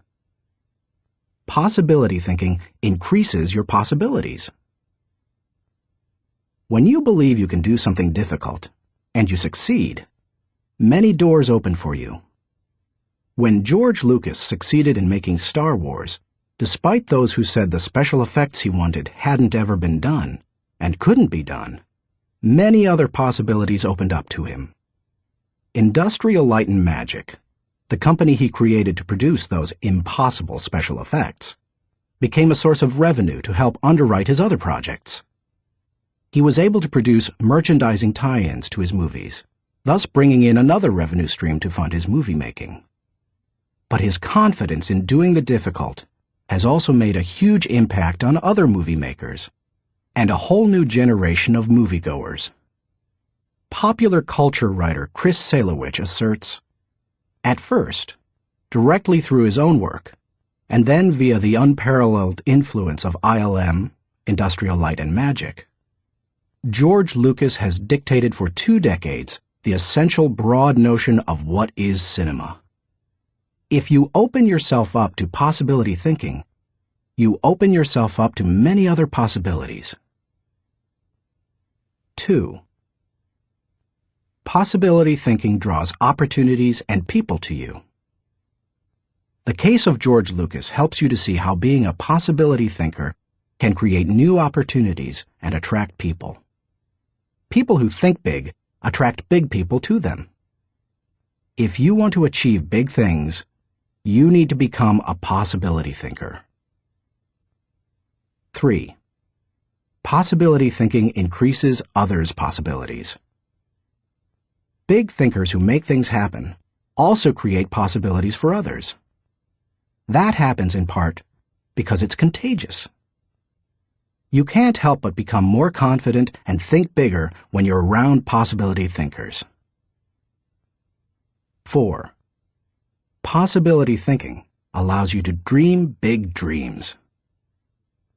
No matter what your profession, possibility thinking can help you to broaden your horizons and dream bigger dreams. Professor David J. Schwartz believes, big thinkers are specialists in creating positive, forward-looking, optimistic pictures in their own minds and in the minds of others. If you embrace possibility thinking, your dreams will go from molehill to mountain size. And because you believe in possibilities, you put yourself in position to achieve them. 5. Possibility thinking makes it possible to rise above average. During the 1970s, when oil prices went through the roof, automobile makers were ordered to make their cars more fuel efficient. One manufacturer asked a group of senior engineers to drastically reduce the weight of cars they were designing. They worked on the problem and searched for solutions, but they finally concluded that making lighter cars couldn't be done, would be too expensive, and would present too many safety concerns. They couldn't get out of the rut of their average thinking. What was the automaker's solution? They gave the problem to a group of less experienced engineers. The new group found ways to reduce the weight of the company's automobiles by hundreds of pounds. Because they thought that solving the problem was possible, it was. Every time you remove the label of impossible from a task, you raise your potential from average to off the charts. 6. Possibility thinking gives you energy. A direct correlation exists between possibility thinking and the level of a person's energy. Who gets energized by the prospect of losing? If you know something can't succeed, how much time and energy are you willing to give it? Nobody goes looking for a lost cause. You invest yourself in what you believe can succeed. When you embrace possibility thinking, you believe in what you're doing, and that gives you energy. 7. Possibility thinking keeps you from giving up. Above all, possibility thinkers believe they can succeed. Dennis Waitley, author of The Psychology of Winning, says, "The winners in life think constantly in terms of I can, I will, and I am. Losers, on the other hand, concentrate their waking thoughts on what they should have done, or what they don't do. If you believe you can't do something, then it doesn't matter how hard you try, because you've already lost. If you believe you can do something, you have already won much of the battle." One of the people who showed himself to be a great possibility thinker in 2001 was New York Mayor Rudy Giuliani. In the hours following the World Trade Center tragedy, Giuliani not only led the city through the chaos of the disaster, but he instilled confidence in everyone he touched. Afterward, he gave some insight and perspective on his experience. "I was so proud of the people I saw on the street. No chaos, but they were frightened and confused. And it seemed to me that they needed to hear from my heart where I thought we were going. I was trying to think, where can I go for some comparison to this, some lessons about how to handle it? So I started thinking about Churchill, started thinking that we're going to have to rebuild the spirit of the city. And what better example than Churchill and the people of London during the Blitz in 1940, who had to keep up their spirit during this sustained bombing. It was a comforting thought. 16 hours after the plane struck the buildings in New York City, when Giuliani finally returned at 2:30 a.m. to his apartment for a rest, instead of sleeping, he read the World War II chapters of Churchill, a biography, by Roy Jenkins. He learned how Winston Churchill helped his people to see the possibilities and kept his people going. Inspired, Giuliani did the same for his own people 6 decades later. How to feel the energy of possibility thinking. If you are a naturally positive person who already embraces possibility thinking, then you're already tracking with me. However, some people, rather than being optimistic, are naturally negative or cynical. They believe that possibility thinkers are naive or foolish. If your thinking runs toward pessimism, let me ask you a question. How many highly successful people do you know who are continually negative? How many impossibility thinkers are you acquainted with who achieve big things? None. People with an "it can't be done" mindset have two choices. They can expect the worst and continually experience it, or they can change their thinking. That's what George Lucas did.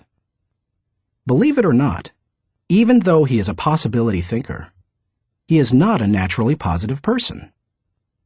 He says, "I'm very cynical, and as a result, I think the defense I have against it is to be optimistic." In other words, he chooses to think positively. He sums it up this way.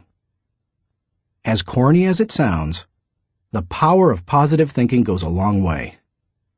So determination and positive thinking combined with talent, combined with knowing your craft, that may sound like a naive point of view, but at the same time, it's worked for me, and it's worked for all my friends.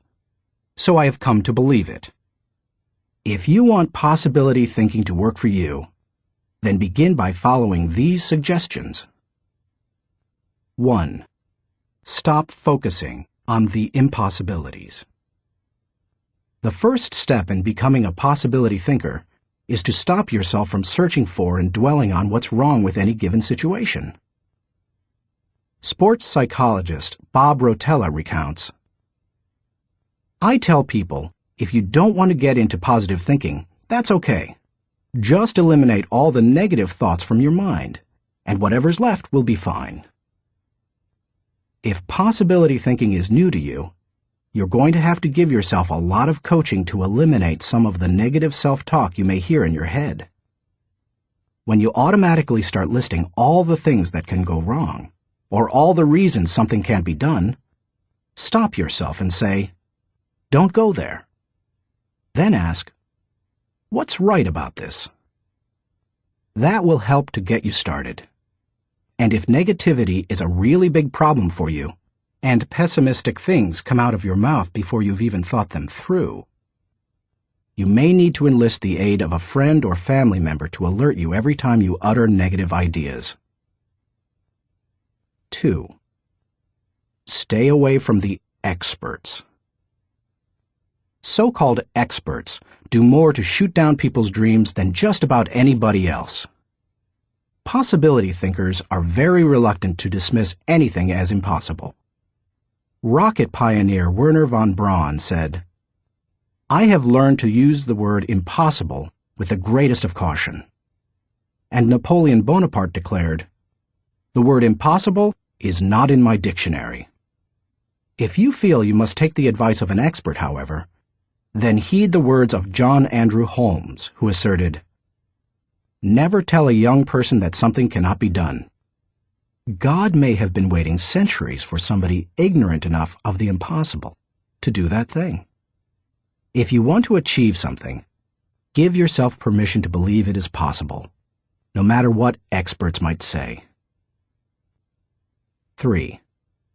Look for possibilities in every situation. Becoming a possibility thinker is more than just refusing to let yourself be negative. It's something more.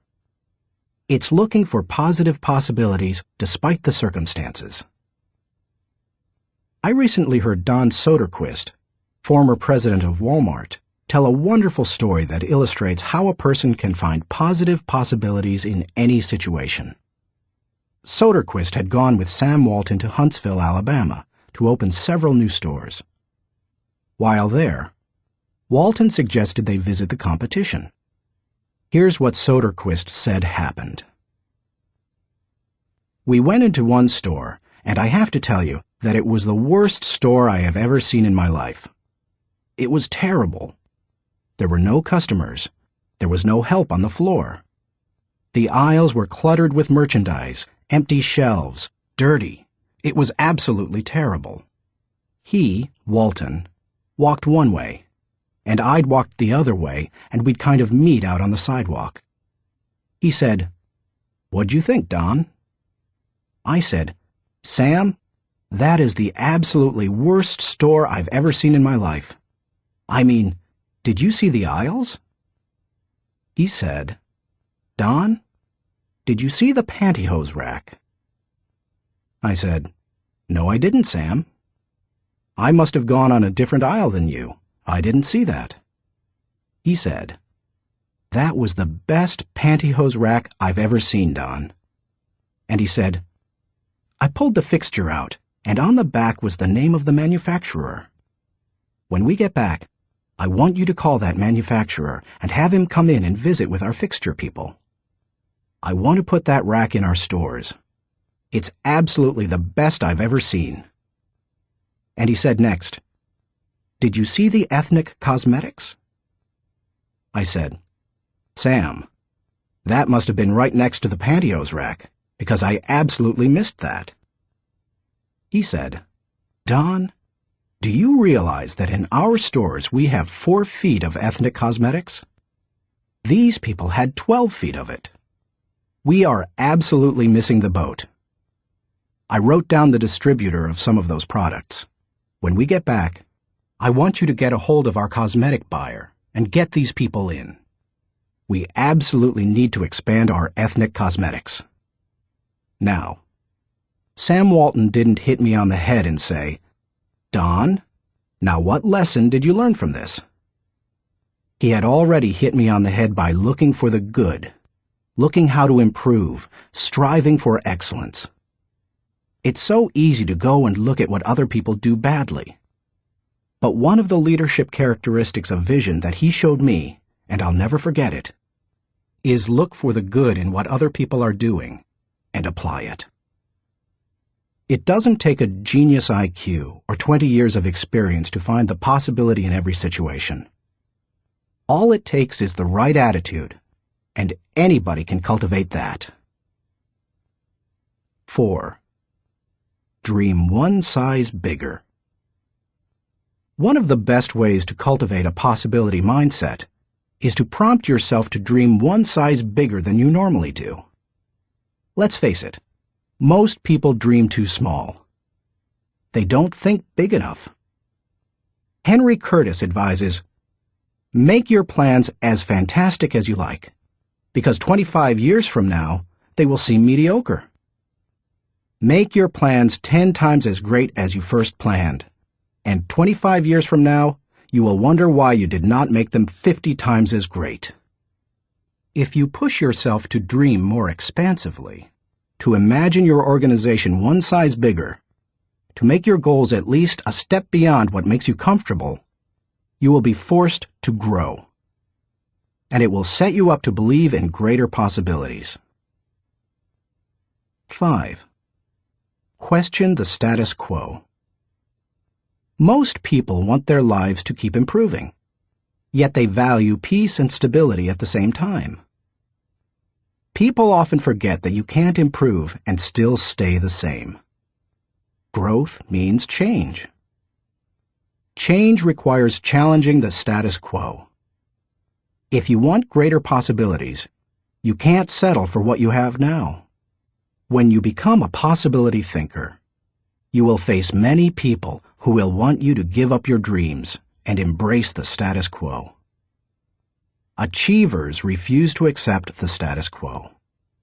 As you begin to explore greater possibilities for yourself, your organization, or your family, and others challenge you for it, take comfort in knowing that right now as you read this, other possibility thinkers across the country and around the world are thinking about curing cancer, developing new energy sources, feeding hungry people, and improving quality of life. They are challenging the status quo against the odds, and you should too. 6. Find inspiration from great achievers. You can learn a lot about possibility thinking by studying great achievers. I mentioned George Lucas in this chapter. Perhaps he doesn't appeal to you, or you don't like the movie industry. Personally, I'm not a big science fiction fan, but I admire Lucas as a thinker, creative visionary, and business person. Find some achievers you admire and study them. Look for people with the attitude of Robert F. Kennedy, who popularized George Bernard Shaw's stirring statement. Some men see things as they are and say, "Why?" I dream of things that never were and say, "Why not?" I know possibility thinking isn't in style with many people. So call it what you like. The will to succeed, belief in yourself, confidence in your ability, faith. It's really true. People who believe that they can't, don't. But if you believe you can, you can. That's the power of possibility thinking. Thinking question. Am I unleashing the enthusiasm of possibility thinking to find solutions for even seemingly impossible situations? Chapter 7. Learn from reflective thinking. To doubt everything, or to believe everything, are two equally convenient solutions. Both dispense with the necessity of reflection. Jules-Henri Poincaré. The pace of our society does not encourage reflective thinking. Most people would rather act than think. Now, don't get me wrong. I'm a person of action. I have very high energy, and I like to see things accomplished.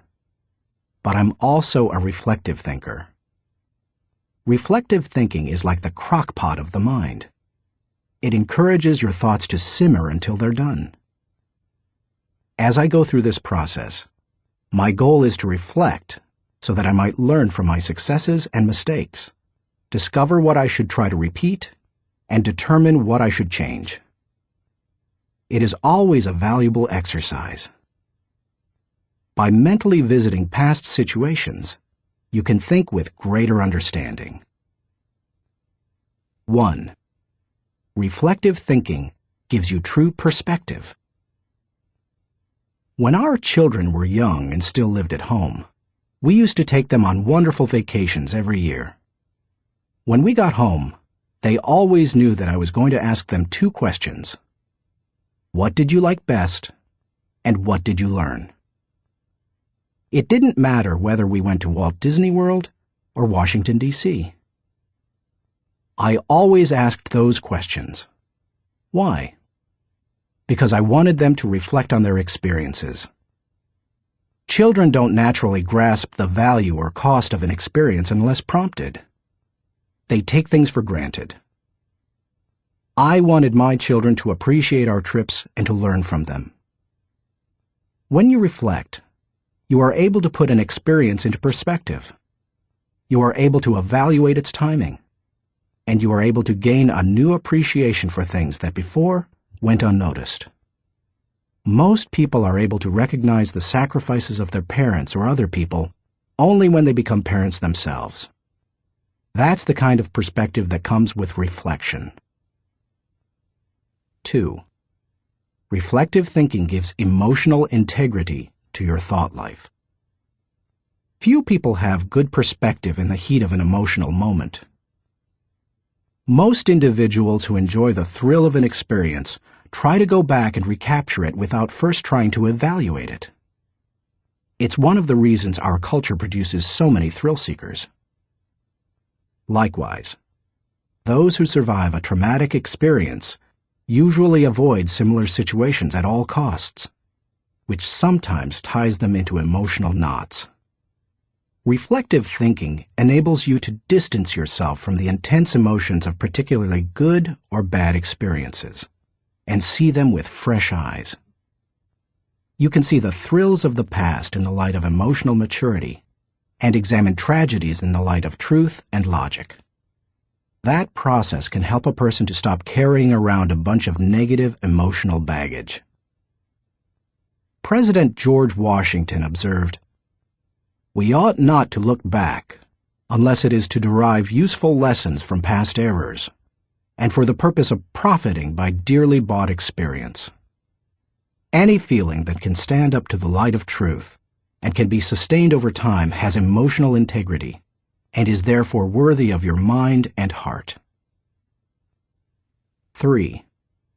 Reflective thinking increases your confidence in decision-making. Have you ever made a snap judgment and later wondered if you did the right thing? Everybody has. Reflective thinking can help to diffuse that doubt. It also gives you confidence for the next decision. Once you've reflected on an issue, you don't have to repeat every step of the thinking process when you're faced with it again. You've got mental road markers from having been there before. That compresses and speeds up thinking time, and it gives you confidence. And over time, it can also strengthen your intuition. 4.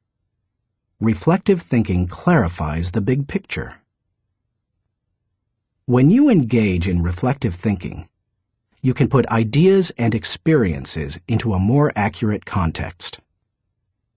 Reflective thinking encourages us to go back and spend time pondering what we have done and what we have seen.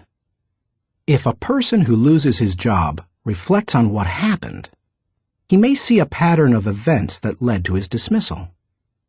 He will better understand what happened, why it happened, and what things were his responsibility. If he also looks at the incidents that occurred afterward, he may realize that in the larger scheme of things, he's better off in his new position because it better fits his skills and desires. Without reflection, it can be very difficult to see that big picture. 5. Reflective thinking takes a good experience and makes it a valuable experience. When you were just starting out in your career, did it seem that few people were willing to give someone without experience an opportunity? At the same time, could you see people who had been on their jobs 20 years, who yet did their work poorly? If so, that probably frustrated you. Playwright William Shakespeare wrote, "Experience is a jewel, and it had need be so, for it is often purchased at an infinite rate." Yet experience alone does not add value to a life. It's not necessarily experience that is valuable. It's the insight people gain because of their experience. Reflective thinking turns experience into insight.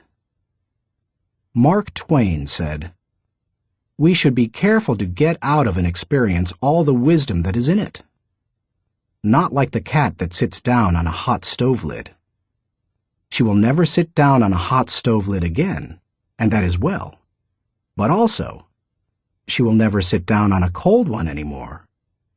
An experience becomes valuable when it informs or equips us to meet new experiences. Reflective thinking helps to do that. How to embrace the lessons of reflective thinking. If you are like most people in our culture today, you probably do very little reflective thinking. If that's the case, it may be holding you back more than you think. Take to heart the following suggestions to increase your ability to think reflectively. 1. Set aside time for reflection. Greek philosopher Socrates observed, "The unexamined life is not worth living." For most people, however, reflection and self-examination doesn't come naturally. It can be a fairly uncomfortable activity for a variety of reasons. They have a hard time staying focused. They find the process dull, or they don't like spending a lot of time thinking about emotionally difficult issues. But if you don't carve out the time for it, you are unlikely to do any reflective thinking. 2. Remove yourself from distractions. As much as any other kind of thinking, reflection requires solitude. Distraction and reflection simply don't mix. It's not the kind of thing you can do well near a television, in a cubicle, while the phone is ringing, or with children in the same room. One of the reasons I've been able to accomplish much and keep growing personally is that I've not only set aside time to reflect, but I've separated myself from distractions for short blocks of time. 30 minutes in the spa, an hour outside on a rock in my backyard, or a few hours in a comfortable chair in my office. The place doesn't matter, as long as you remove yourself from distractions and interruptions. 3. Regularly review your calendar or journal. Most people use their calendar as a planning tool, which it is. But few people use it as a reflective thinking tool. What could be better, however, for helping you to review where you have been and what you have done, except maybe a journal? I'm not a journaler in the regular sense. I don't use writing to figure out what I'm thinking and feeling. Instead, I figure out what I'm thinking and feeling, and then I write down significant thoughts and action points. I file the thoughts so that I can quickly put my hands on them again.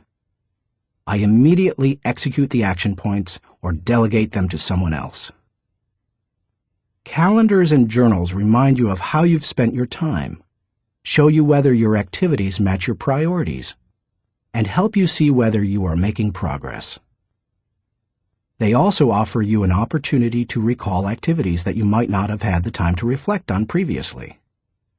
Some of the most valuable thoughts you've ever had may have been lost because you didn't give yourself the reflection time you needed. 4. Ask the right questions. The value you receive from reflecting will depend on the kinds of questions you ask yourself. The better the questions, the more gold you will mine from your thinking.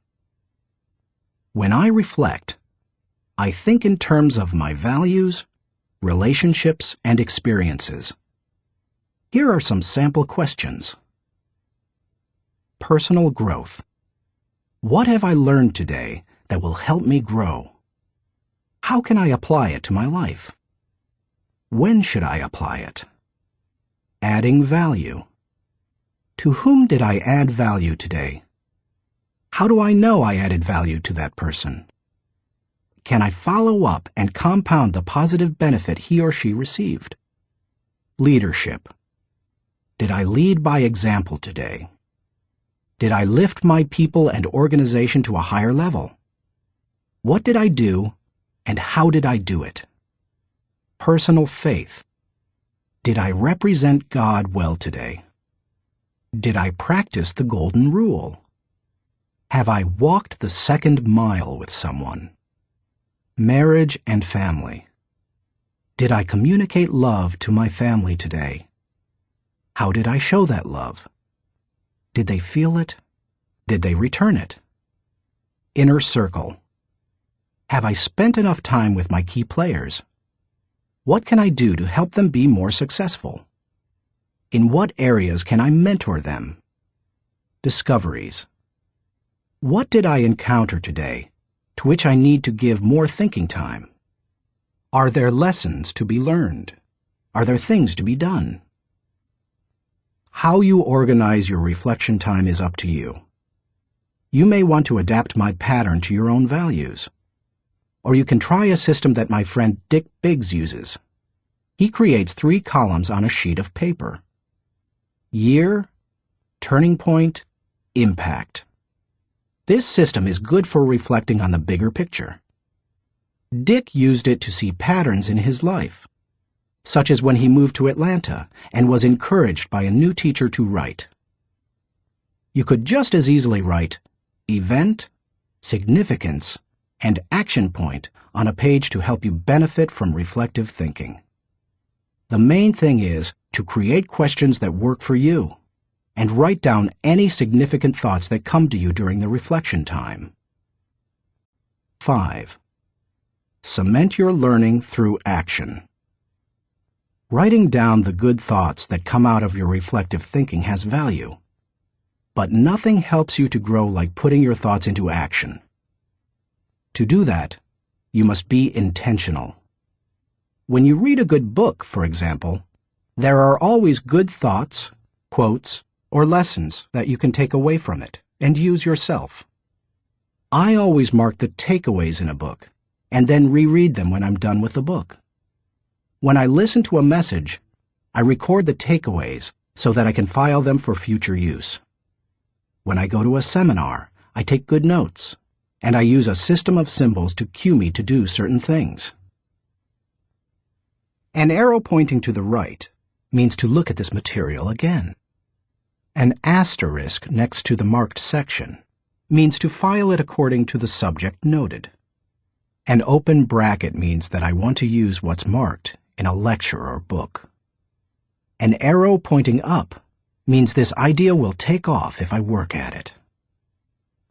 When most people go to a conference or seminar, they enjoy the experience, listen to the speakers, and sometimes even take notes. But nothing happens after they go home. They like many of the concepts they hear, but when they close their notebooks, they don't think about them again. When that happens, they receive little more than a temporary surge of motivation. When you go to a conference, revisit what you heard, reflect on it, and then put it into action, it can change your life. Ultimately, reflective thinking has three main values. It gives me perspective within context. It allows me to continually connect with my journey. And it provides counsel and direction concerning my future. It is an invaluable tool to my personal growth. Few things in life can help me learn and improve the way reflective thinking can. Thinking question. Am I regularly revisiting the past to gain a true perspective and think with understanding? Chapter 8. Question popular thinking. I'm not an answering machine. I'm a questioning machine. If we have all the answers, how come we're in such a mess? Douglas Cardinal. Economist John Maynard Keynes, whose ideas profoundly influenced economic theory and practices in the 20th century, asserted, "The difficulty lies not so much in developing new ideas as in escaping from the old ones." Going against popular thinking can be difficult, whether you're a business person bucking company tradition, a pastor introducing new types of music to his church, a new mother rejecting old wives' tales handed down from her parents, or a teenager ignoring currently popular styles. Many of the ideas in this book go against popular thinking. If you value popularity over good thinking, then you will severely limit your potential to learn the types of thinking encouraged by this book.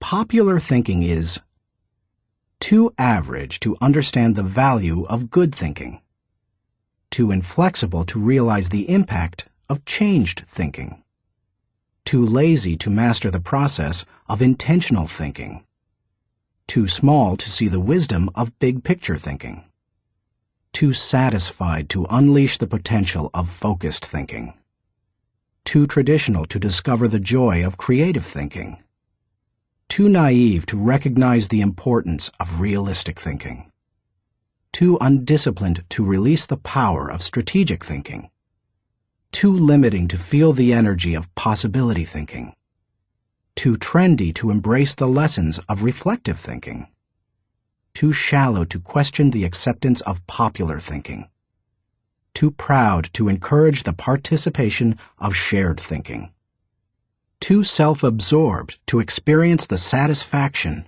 of unselfish thinking, and too uncommitted to enjoy the return of bottom-line thinking.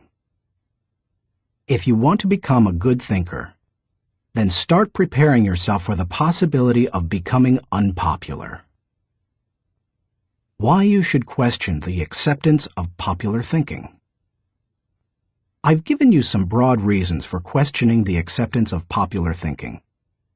Now, allow me to be more specific. 1. Popular thinking sometimes means not thinking. My friend Kevin Myers sums up the idea of popular thinking by saying, "The problem with popular thinking is that it doesn't require you to think at all. Good thinking is hard work. If it were easy, everybody would be a good thinker. Unfortunately, many people try to live life the easy way.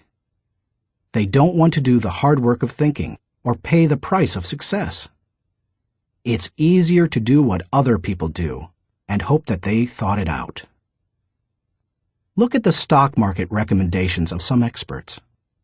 By the time they publish their picks, most are following a trend, not creating one or even riding its crest. The people who are going to make money on the stocks they recommend have already done so by the time the general public hears about it. When people blindly follow a trend, they're not doing their own thinking. 2. Popular thinking offers false hope. Benno Muller-Hill, a professor in the University of Cologne Genetics Department, tells how one morning in high school he stood last in a line of 40 students in the schoolyard. His physics teacher had set up a telescope so that his students could view a planet and its moons. The first student stepped up to the telescope. He looked through it, but when the teacher asked if he could see anything, the boy said no. His nearsightedness hampered his view. The teacher showed him how to adjust the focus, and the boy finally said he could see the planet and moons. One by one, the students stepped up to the telescope and saw what they were supposed to see. Finally, the second-to-last student looked into the telescope and announced that he could not see anything. "You idiot," shouted the teacher. "You have to adjust the lenses." The student tried, but he finally said, "I still can't see anything. It is all black." The teacher, disgusted, looked through the telescope himself, and then looked up with a strange expression. The lens cap still covered the telescope. None of the students had been able to see anything. Many people look for safety and security in popular thinking. They figure that if a lot of people are doing something, then it must be right. It must be a good idea.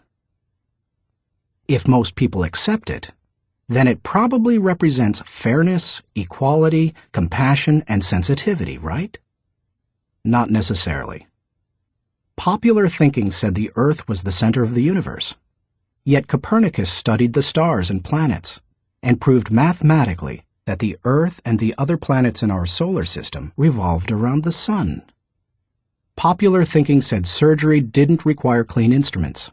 Yet Joseph Lister studied the high death rates in hospitals and introduced antiseptic practices that immediately saved lives. Popular thinking said that women shouldn't have the right to vote. Yet people like Emmeline Pankhurst and Susan B. Anthony fought for and won that right. Popular thinking put the Nazis into power in Germany. Yet Hitler's regime murdered millions and nearly destroyed Europe. We must always remember there is a huge difference between acceptance and intelligence. People may say that there's safety in numbers, but that's not always true. Sometimes it's painfully obvious that popular thinking isn't good and right. Other times, it's less evident. For example, consider the staggering number of people in the United States who have run up large amounts of debt on their credit cards. Anyone who is financially astute will tell you that's a bad idea. Yet millions follow right along with the popular thinking of buy now, pay later. And so they pay and pay and pay. Many promises of popular thinking ring hollow. Don't let them fool you. 3. Popular thinking is slow to embrace change. Popular thinking loves the status quo. It puts its confidence in the idea of the moment and holds on to it with all its might. As a result, It resists change and dampens innovation. Donald M. Nelson, former president of the Society of Independent Motion Picture Producers, criticized popular thinking when he asserted, "We must discard the idea that past routine, past ways of doing things are probably the best ways. On the contrary, we must assume that there is probably a better way to do almost everything. We must stop assuming that a thing which never has been done before probably cannot be done at all." 4. Popular thinking brings only average results. The bottom line? Popular thinking brings mediocre results. Here is popular thinking in a nutshell. Popular equals normal equals average. It's the least of the best and the best of the least. We limit our success when we adopt popular thinking. It represents putting in the least energy to just get by. You must reject common thinking if you want to accomplish uncommon results. How to question the acceptance of popular thinking. Popular thinking has often proved to be wrong and limiting. Questioning it isn't necessarily hard once you cultivate the habit of doing so. The difficulty is in getting started. Begin by doing the following things. 1. Think before you follow. Many individuals follow others almost automatically. Sometimes they do so because they desire to take the path of least resistance. Other times they fear rejection, or they believe there's wisdom in doing what everyone else does.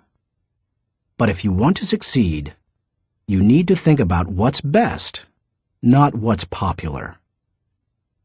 Challenging popular thinking requires a willingness to be unpopular and go outside of the norm.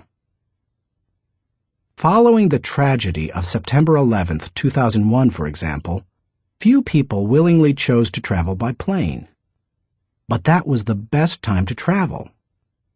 Crowds were down, security was up, and airlines were cutting prices.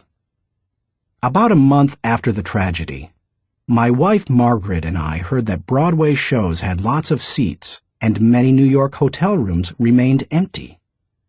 Popular thinking said, "Stay away from New York." We used that as an opportunity. We got cheap plane tickets to the city, booked a room in a great hotel for about half price, and got tickets to the most sought-after show, The Producers. As we took our seats in the theater, we sat next to a woman beside herself with excitement. "I can't believe I'm finally here," she said to us. "I've waited so long. This is the best show on Broadway, and the hardest to get tickets to." Then she turned to look me in the eye and said, "I've had my tickets for a year and a half waiting to see this show. How long ago did you get yours?" "You won't like my answer," I replied. "Oh, come on," she said. "How long?" "I got mine 5 days ago," I answered. She looked at us in horror. By the way, she was right. It's one of the best shows we've seen in a while. And we got to see it only because we were willing to go against popular thinking when everyone else was staying at home. As you begin to think against the grain of popular thinking, remind yourself that unpopular thinking, even when resulting in success, is largely underrated, unrecognized, and misunderstood. Unpopular thinking contains the seeds of vision and opportunity. Unpopular thinking is required for all progress. The next time you feel ready to conform to popular thinking on an issue, stop and think. You may not want to create change for its own sake, but you certainly don't want to blindly follow just because you haven't thought about what's best. 2. Appreciate thinking different from your own. One of the ways to embrace innovation and change is to learn to appreciate how others think. To do that, you must continually expose yourself to people different from yourself. My brother, Larry Maxwell, a good businessman and an innovative thinker, continually challenges popular thinking by thinking differently. He says, most of our people in sales and middle management come from businesses with products and services different from ours. That constantly exposes us to new ways of thinking. We also discourage our people from active participation in formal business and trade associations and fraternities because their thinking is quite common. They don't need to spend a lot of time thinking the way everyone else in the industry does. As you strive to challenge popular thinking, spend time with people with different backgrounds, education levels, professional experiences, personal interests, etc. You will think like the people with whom you spend the most time. If you spend time with people who think out of the box, you're more likely to challenge popular thinking and break new ground. 3. Continually question your own thinking. Let's face it, any time we find a way of thinking that works, one of our greatest temptations is to go back to it repeatedly, even if it no longer works well. The greatest enemy to tomorrow's success is sometimes today's success. My friend Andy Stanley recently taught a leadership lesson at Enjoy's Catalyst Conference called Challenging the Process. He described how progress must be preceded by change, and he pointed out many of the dynamics involved in questioning popular thinking. In an organization, he said, we should remember that every tradition was originally a good idea, and perhaps even revolutionary. But every tradition may not be a good idea for the future. In your organization, if you were involved in putting into place what currently exists, then it's likely that you will resist change, even change for the better. That's why it's important to challenge your own thinking. If you're too attached to your own thinking, and how everything is done now, then nothing will change for the better. 4. Try new things in new ways. When was the last time you did something for the first time? Do you avoid taking risks or trying new things? One of the best ways to get out of the rut of your own thinking is to innovate. You can do that in little everyday ways. Drive to work a different way from normal. Order an unfamiliar dish at your favorite restaurant. Ask a different colleague to help you with a familiar project. Take yourself off of autopilot. Unpopular thinking asks questions and seeks options.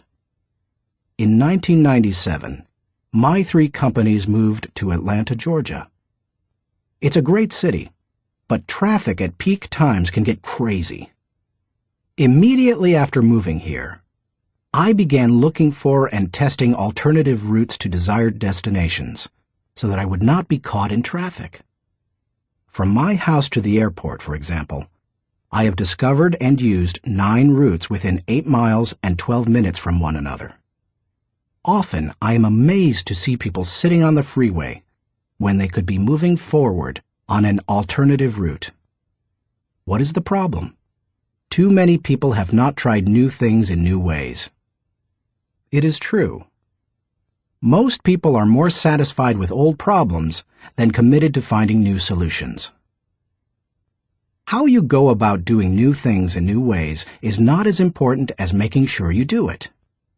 Besides, if you try to do new things in the same way that everyone else does, are you really going against popular thinking? Get out there and do something different today. 5.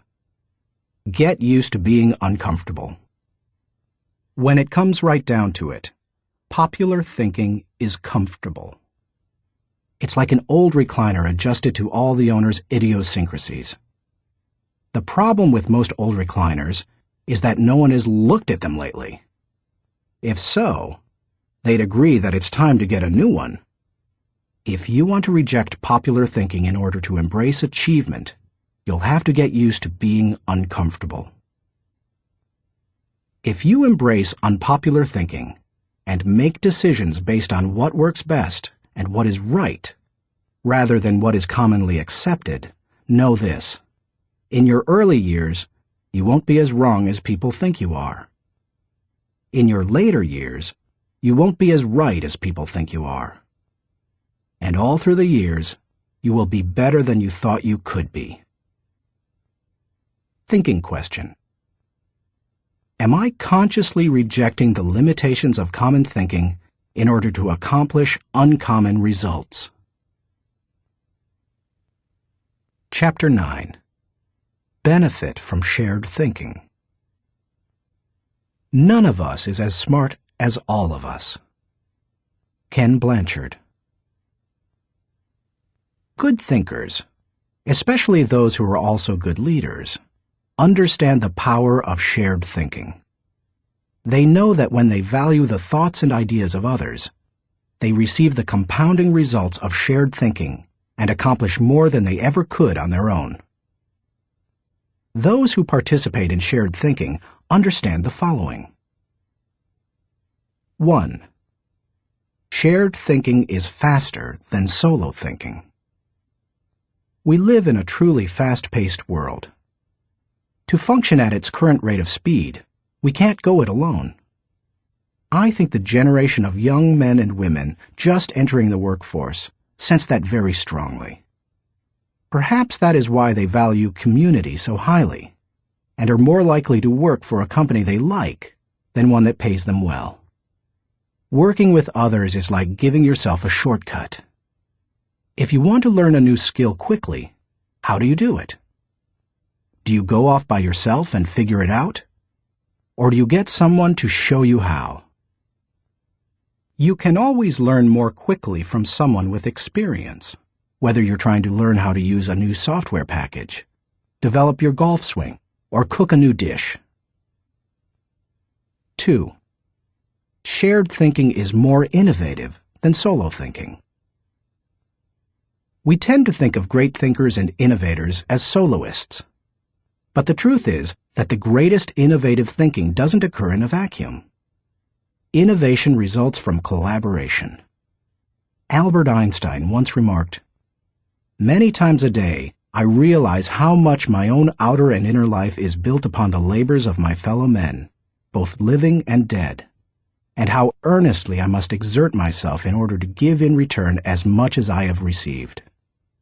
Shared thinking leads to greater innovation, whether you look at the work of researchers Marie and Pierre Curie, surrealists Luis Buñuel and Salvador Dali, or songwriters John Lennon and Paul McCartney. If you combine your thoughts with the thoughts of others, you will come up with thoughts you've never had. 3. Shared thinking brings more maturity than solo thinking. As much as we would like to think that we know it all, each of us is probably painfully aware of our blind spots and areas of inexperience. When I first started out as a pastor, I had dreams and energy, but little experience.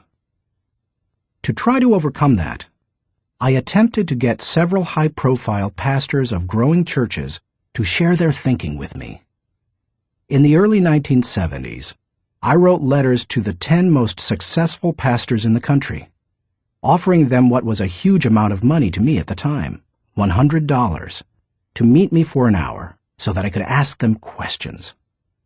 When one said yes, I'd visit him. I didn't talk much, except to ask a few questions. I wasn't there to impress anyone or satisfy my ego. I was there to learn. I listened to everything he said, took careful notes, and absorbed everything I could. Those experiences changed my life.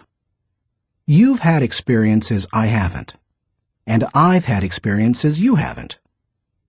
Put us together, and we bring a broader range of personal history, and therefore maturity, to the table. If you don't have the experience you need, hook up with someone who does. 4. Shared thinking is stronger than solo thinking.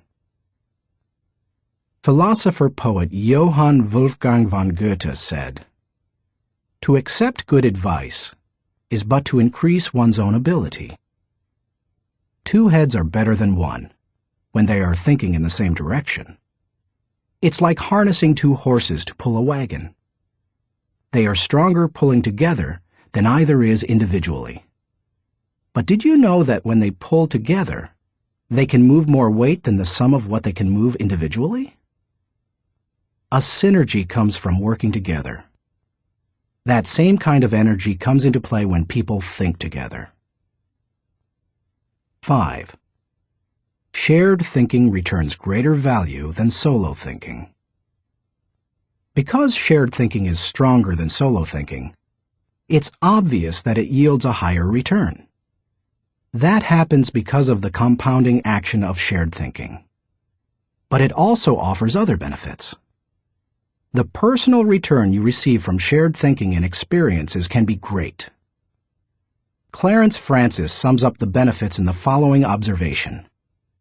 I sincerely believe that the word relationships is the key to the prospect of a decent world.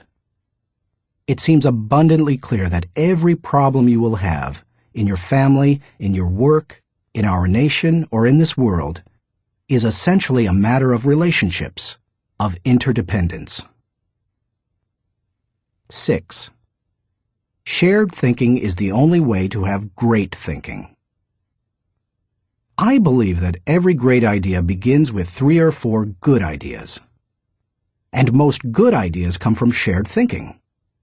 Playwright Ben Jonson said, "He that is taught only by himself has a fool for a master." When I was in school, teachers put the emphasis on being right and on doing better than the other students, rarely on working together to come up with good answers.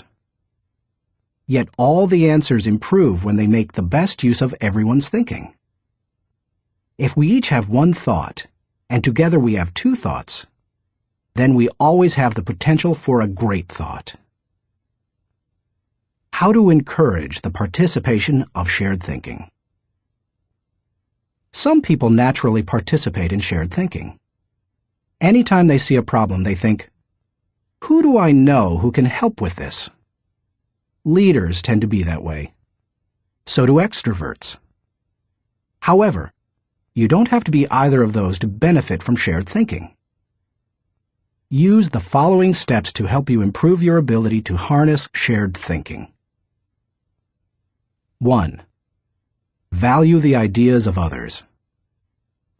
First, believe that the ideas of other people have value. If you don't, your hands will be tied. How do you know if you truly want input from others? Ask yourself these questions. Am I emotionally secure?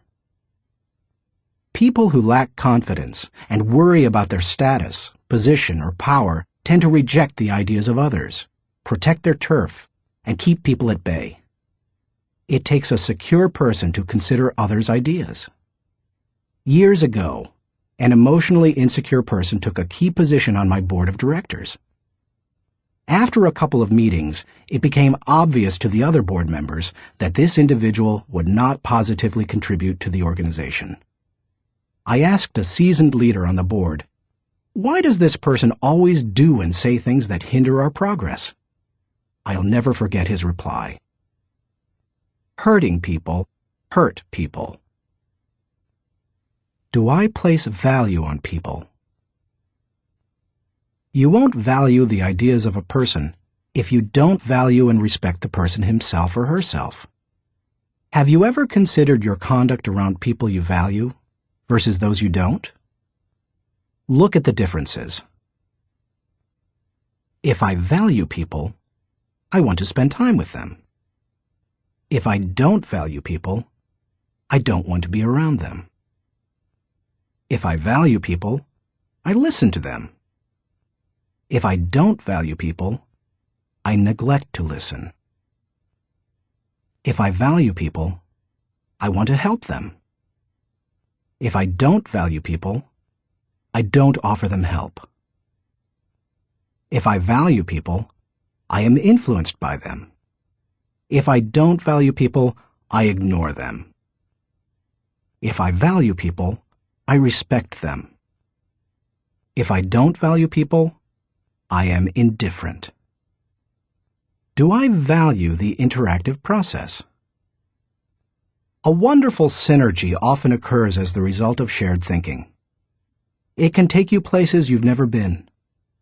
Publisher Malcolm Forbes asserted, "Listening to advice often accomplishes far more than heeding it." I must say, I didn't always value shared thinking. For many years, I tended to withdraw when I wanted to develop ideas. Only reluctantly did I work on ideas with others. When a colleague challenged me on this, I started to analyze my hesitancy. I realized that it went back to my college experience. Some days in the classroom, I could tell that a teacher was unprepared to lecture, and instead spent the class time asking us to give our uninformed opinions on a subject. Most of the time, the opinions seemed no better than mine. I had come to class so that the professor could teach me. I realized that the process of shared ideas wasn't the problem. It was who was doing the talking. Shared thinking is only as good as the people doing the sharing. Since learning that lesson, I have embraced the interactive process, and now I believe it is one of my strengths. Still, I always think about whom I bring around the table for a shared thinking session. I'll tell you my guidelines for whom I invite later in this chapter. You must open yourself up to the idea of sharing ideas before you will engage in the process of shared thinking. 2. Move from competition to cooperation. Jeffrey J. Fox, author of How to Become CEO, says, "Always be on the lookout for ideas. Be completely indiscriminate as to the source. Get ideas from customers, children, competitors, other industries, or cab drivers. It doesn't matter who thought of an idea." A person who values cooperation desires to complete the ideas of others, not compete with them. If someone asks you to share ideas, focus on helping the team, not getting ahead personally. And if you are the one who brings people together to share their thoughts, praise the idea more than the source of the idea. If the best idea always wins, rather than the person who offered it, then all will share their thoughts with greater enthusiasm. 3. Have an agenda when you meet. I enjoy spending time with certain people, whether we discuss ideas or not. My wife Margaret, my children, my grandchildren, my parents. Though we often do discuss ideas, it doesn't bother me if we don't. We are family. When I spend time with nearly anyone else in my life, however, I have an agenda. I know what I want to accomplish. The more I respect the wisdom of the person, the more I listen. For example, when I meet with someone I'm mentoring, I let the person ask the questions, but I expect to do most of the talking. When I meet with someone who mentors me, like Bill Bright, I mostly keep my mouth shut. In other relationships, the give and take is more even. But no matter with whom I meet, I have a reason for getting together, and I have an expectation for what I'll give to it and get from it. That's true whether it's for business or pleasure. 4. Get the right people around the table. To get anything of value out of shared thinking, you need to have people around the table who bring something to the table. As you prepare to ask people to participate in shared thinking, use the following criteria for the selection process. Choose people whose greatest desire is the success of the ideas. People who can add value to another's thoughts. People who can emotionally handle quick changes in the conversation. People who appreciate the strengths of others in areas where they are weak. People who understand their place of value at the table. People who place what is best for the team before themselves. People who can bring out the best thinking in the people around them. People who possess maturity, experience, and success in the issue under discussion. People who will take ownership and responsibility for decisions. People who will leave the table with a we attitude, not a me attitude. Too often we choose our brainstorming partners based on feelings of friendship or circumstances or convenience. But that doesn't help us to discover and create the ideas of the highest order. Who we invite to the table makes all the difference. 5. Compensate good thinkers and collaborators well. Successful organizations practice shared thinking. If you lead an organization, department, or team, then you can't afford to be without people who are good at shared thinking. As you recruit and hire, look for good thinkers who value others, have experience with the collaborative process, and are emotionally secure. Then, pay them well, and challenge them to use their thinking skills and share their ideas often. Nothing adds value like a lot of good thinkers putting their minds together. No matter what you're trying to accomplish, you can do it better with shared thinking. That is why I spend much of my life teaching leadership. Good leadership helps to put together the right people at the right time for the right purpose so that everybody wins. All it takes is the right people and a willingness to participate in shared thinking. Thinking question. Am I consistently including the heads of others to think over my head and achieve compounding results? Chapter 10. Practice unselfish thinking. We cannot hold a torch to light another's path without brightening our own. Ben Sweetland. So far in this book, we've discussed many kinds of thinking that can help you to achieve more. Each of them has the potential to make you more successful. Now I want to acquaint you with a kind of thinking with the potential to change your life in another way. It might even redefine how you view success. Unselfish thinking can often deliver a return greater than any other kind of thinking. Take a look at some of its benefits. 1. Unselfish thinking brings personal fulfillment. Few things in life bring greater personal rewards than helping others. Charles H. Burr believed, "Getters generally don't get happiness. Givers get it." Helping people brings great satisfaction. When you spend your day unselfishly serving others, at night you can lay down your head with no regrets and sleep soundly. In Bringing Out the Best in People, Alan Loy McGuinness remarked, "There is no more noble occupation in the world than to assist another human being, to help someone succeed." Even if you have spent much of your life pursuing selfish gain, it's never too late to have a change of heart. Even the most miserable person, like Charles Dickens' Scrooge, can turn his life around and make a difference for others. That's what Alfred Nobel did.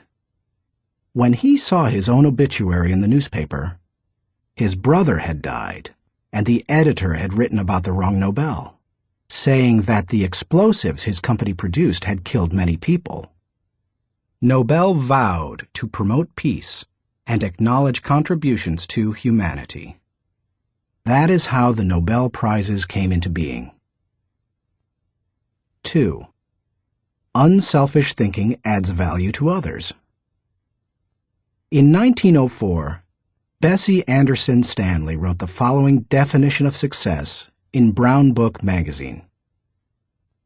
"He has achieved success who has lived well, laughed often, and loved much, who has enjoyed the trust of pure women, the respect of intelligent men, and the love of little children, who has filled his niche and accomplished his task, who has left the world better than he found it, whether by an improved poppy, a perfect poem, or a rescued soul, who has never lacked appreciation of Earth's beauty or failed to express it, who has always looked for the best in others and given them the best he had, whose life was an inspiration, whose memory a benediction.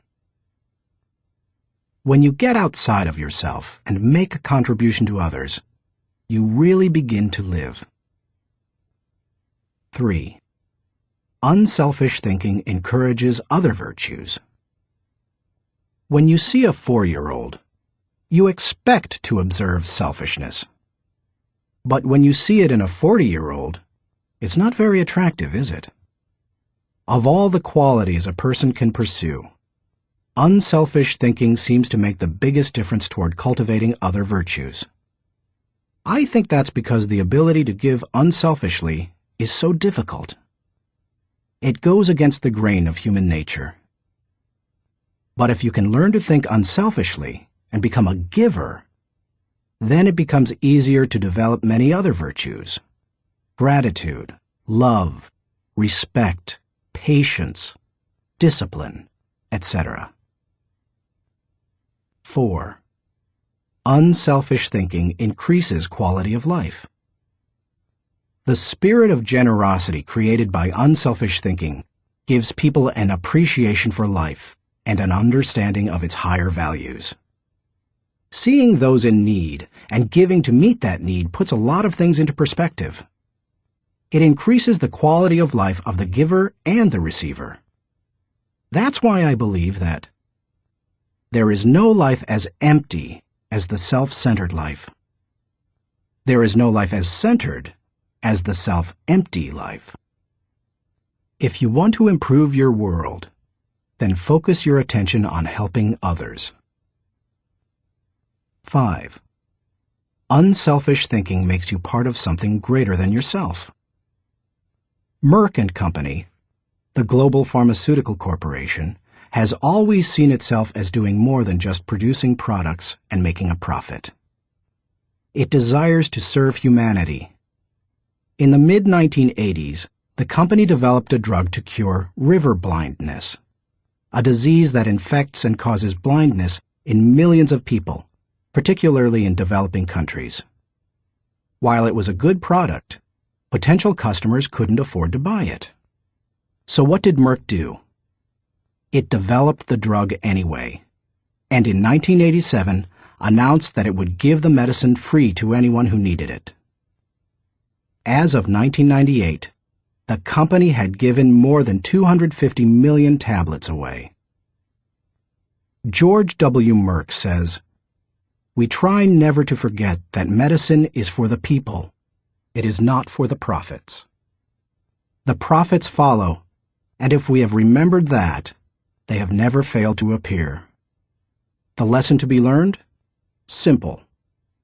Instead of trying to be great, be part of something greater than yourself." 6. Unselfish thinking creates a legacy. Jack Balasek, President and Chief Operating Officer of True North Communications, says, "Learn, earn, return. These are the 3 phases of life. The first third should be devoted to education, the second third to building a career and making a living, and the last third to giving back to others, returning something in gratitude. Each state seems to be a preparation for the next one. If you are successful, it becomes possible for you to leave an inheritance for others. But if you desire to do more, to create a legacy, then you need to leave that in others. When you think unselfishly and invest in others, you gain the opportunity to create a legacy that will outlive you.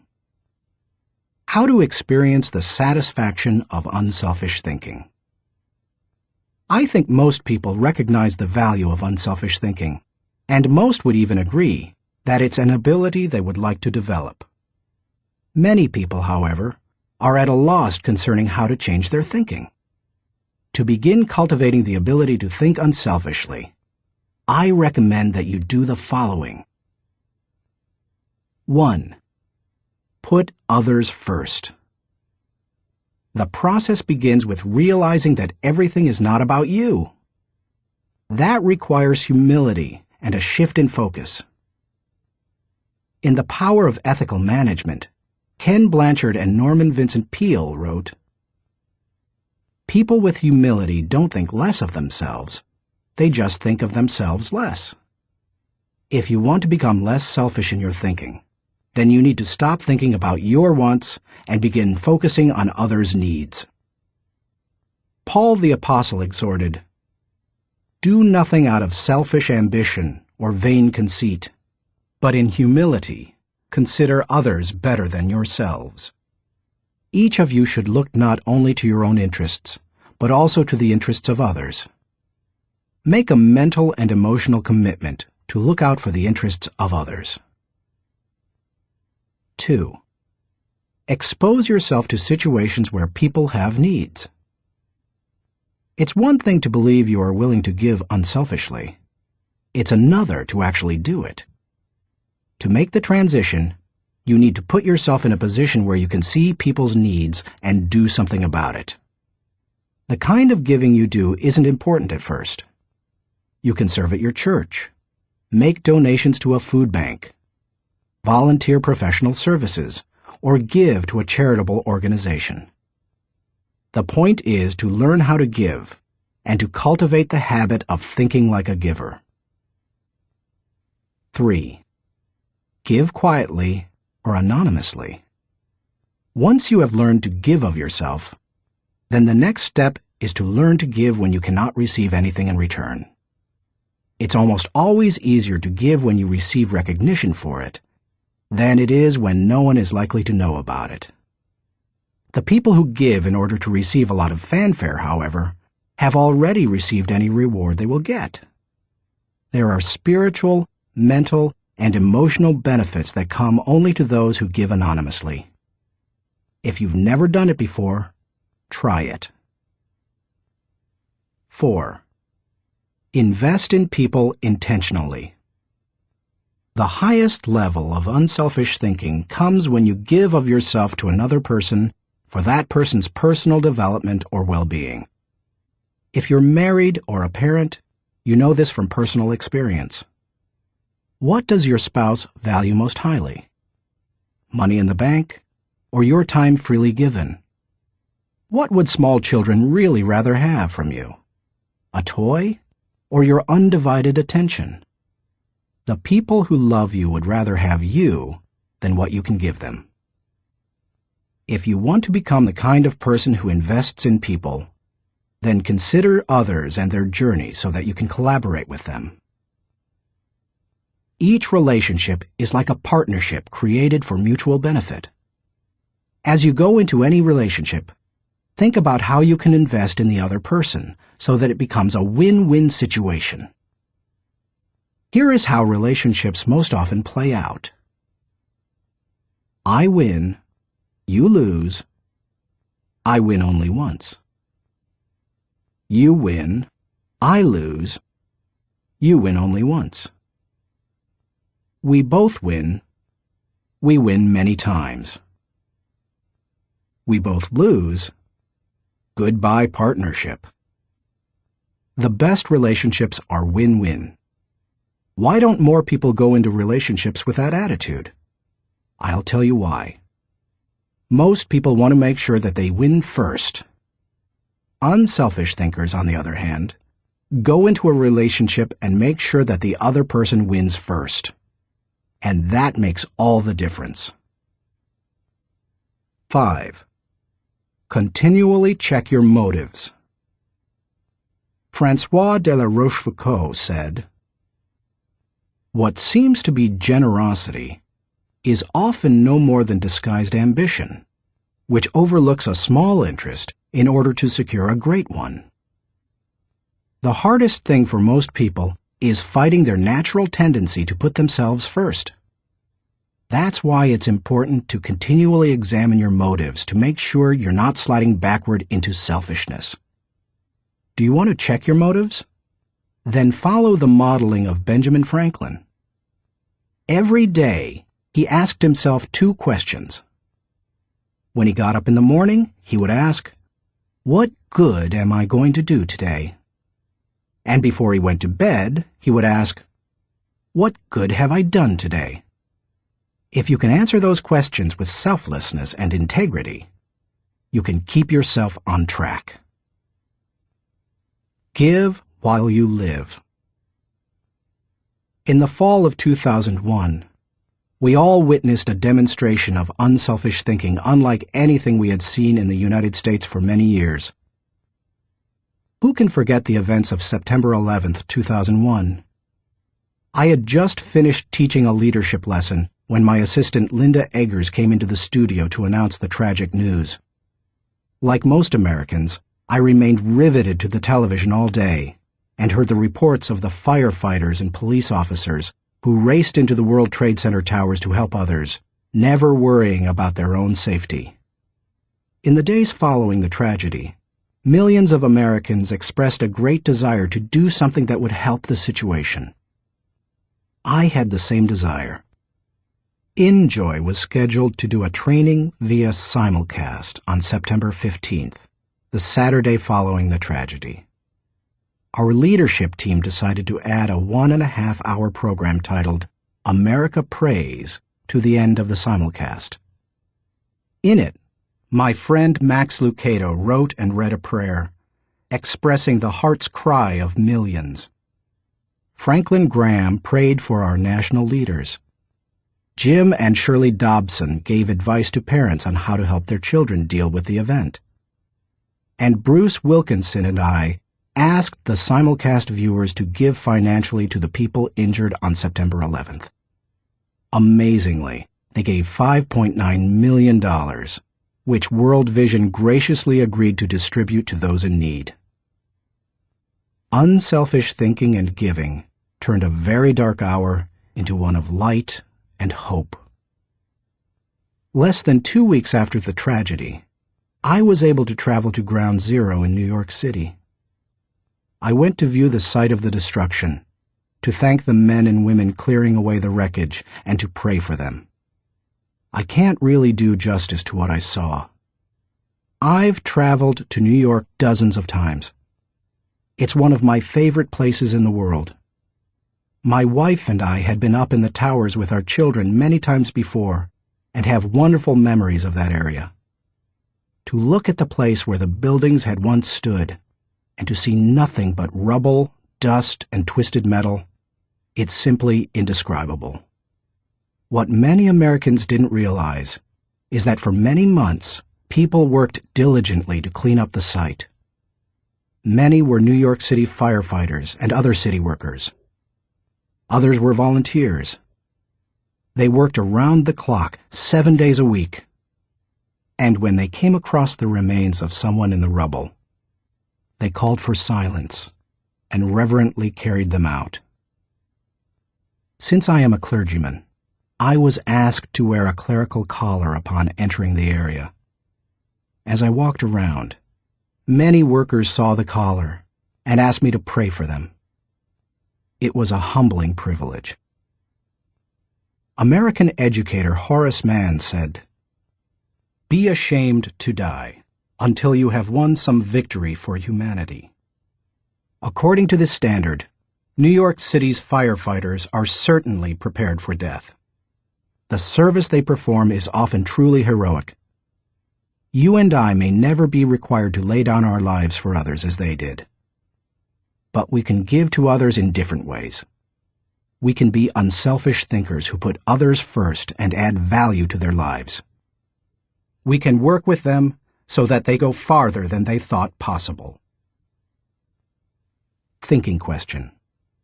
Am I continually considering others and their journey in order to think with maximum collaboration?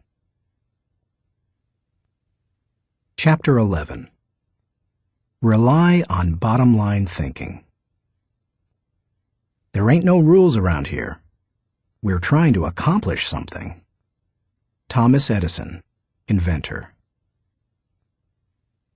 How do you figure out the bottom line for your organization, business, department, team, or group? In many businesses, the bottom line is literally the bottom line. Profit determines whether you are succeeding, but dollars should not always be the primary measure of success. Would you measure the ultimate success of your family by how much money you had at the end of the month or year? And if you run a non-profit or volunteer organization, how would you know whether you were performing at your highest potential? How do you think bottom line in that situation? A non-profit's bottom line.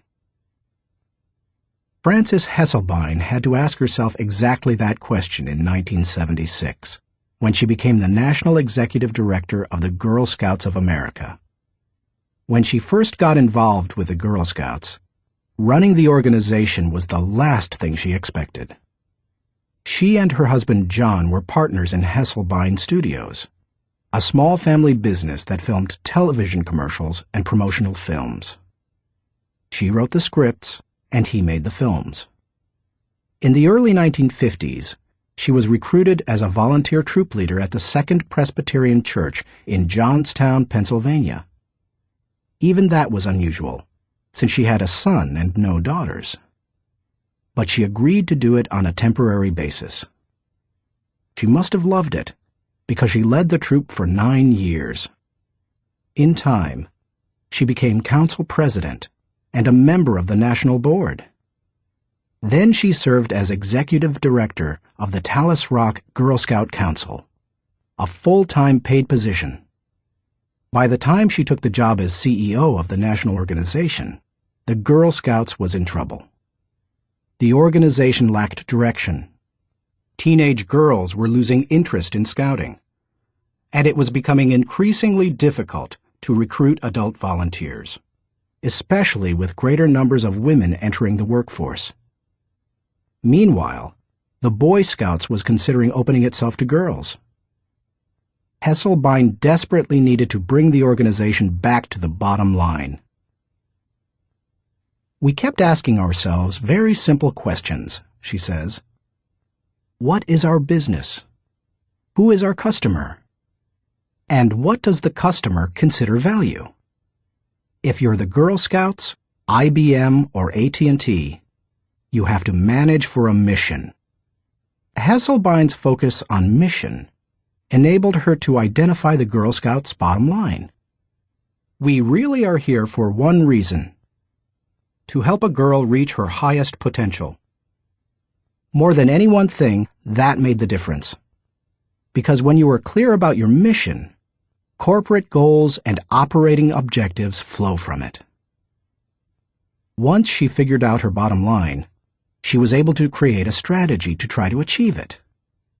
She started by reorganizing the national staff. Then she created a planning system to be used by each of the 350 regional councils. And she introduced management training to the organization.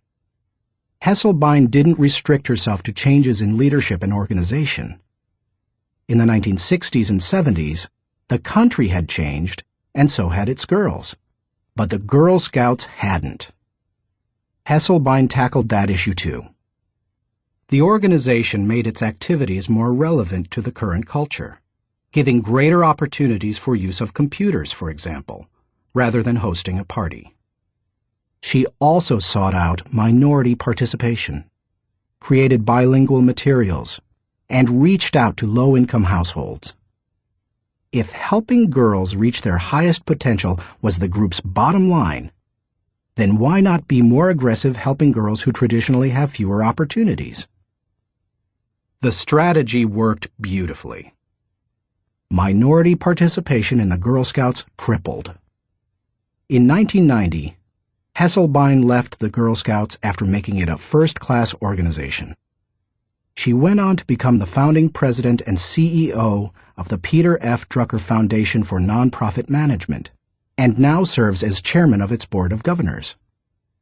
And in 1998, she was awarded the Presidential Medal of Freedom. President Clinton said of Hesselbein during the ceremony at the White House, She has shared her remarkable recipe for inclusion and excellence with countless organizations whose bottom line is measured not in dollars, but in changed lives. He couldn't have said it better. Why you should enjoy the return of bottom-line thinking. If you're accustomed to thinking of the bottom line only as it relates to financial matters, then you may be missing some things crucial to you and your organization. Instead, think of the bottom line as the end, the takeaway, the desired result. Every activity has its own unique bottom line. If you have a job, your work has a bottom line. If you serve in your church, your activity has a bottom line. So does your effort as a parent or spouse, if you are one. As you explore the concept of bottom-line thinking, recognize that it can help you in many ways. 1.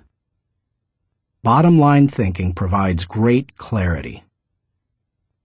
What's the difference between bowling and work? When bowling, it takes only 3 seconds to know how you've done. That's one reason people love sports so much. There's no waiting and no guessing about the outcome. Bottom-line thinking makes it possible for you to measure outcomes more quickly and easily. It gives you a benchmark by which to measure activity. It can be used as a focused way of ensuring that all your little activities are purposeful and line up to achieve a larger goal. 2. Bottom-line thinking helps you assess every situation. When you know your bottom line, it becomes much easier to know how you're doing in any given area. When Frances Hesselbein began running the Girl Scouts, for example, she measured everything against the organization's goal of helping a girl reach her highest potential. From the organization's management structure, which she changed from a hierarchy to a hub, down to what badges the girls could earn. There's no better measurement tool than the bottom line. 3. Bottom-line thinking helps you make the best decisions. Decisions become much easier when you know your bottom line. When the Girl Scouts were struggling in the 1970s, outside organizations tried to convince its members to become women's rights activists or door-to-door canvassers. But under Hesselbein, it became easy for the Girl Scouts to say no. It knew its bottom line, and it wanted to pursue its goals with focus and fervency. 4. Bottom-line thinking generates high morale.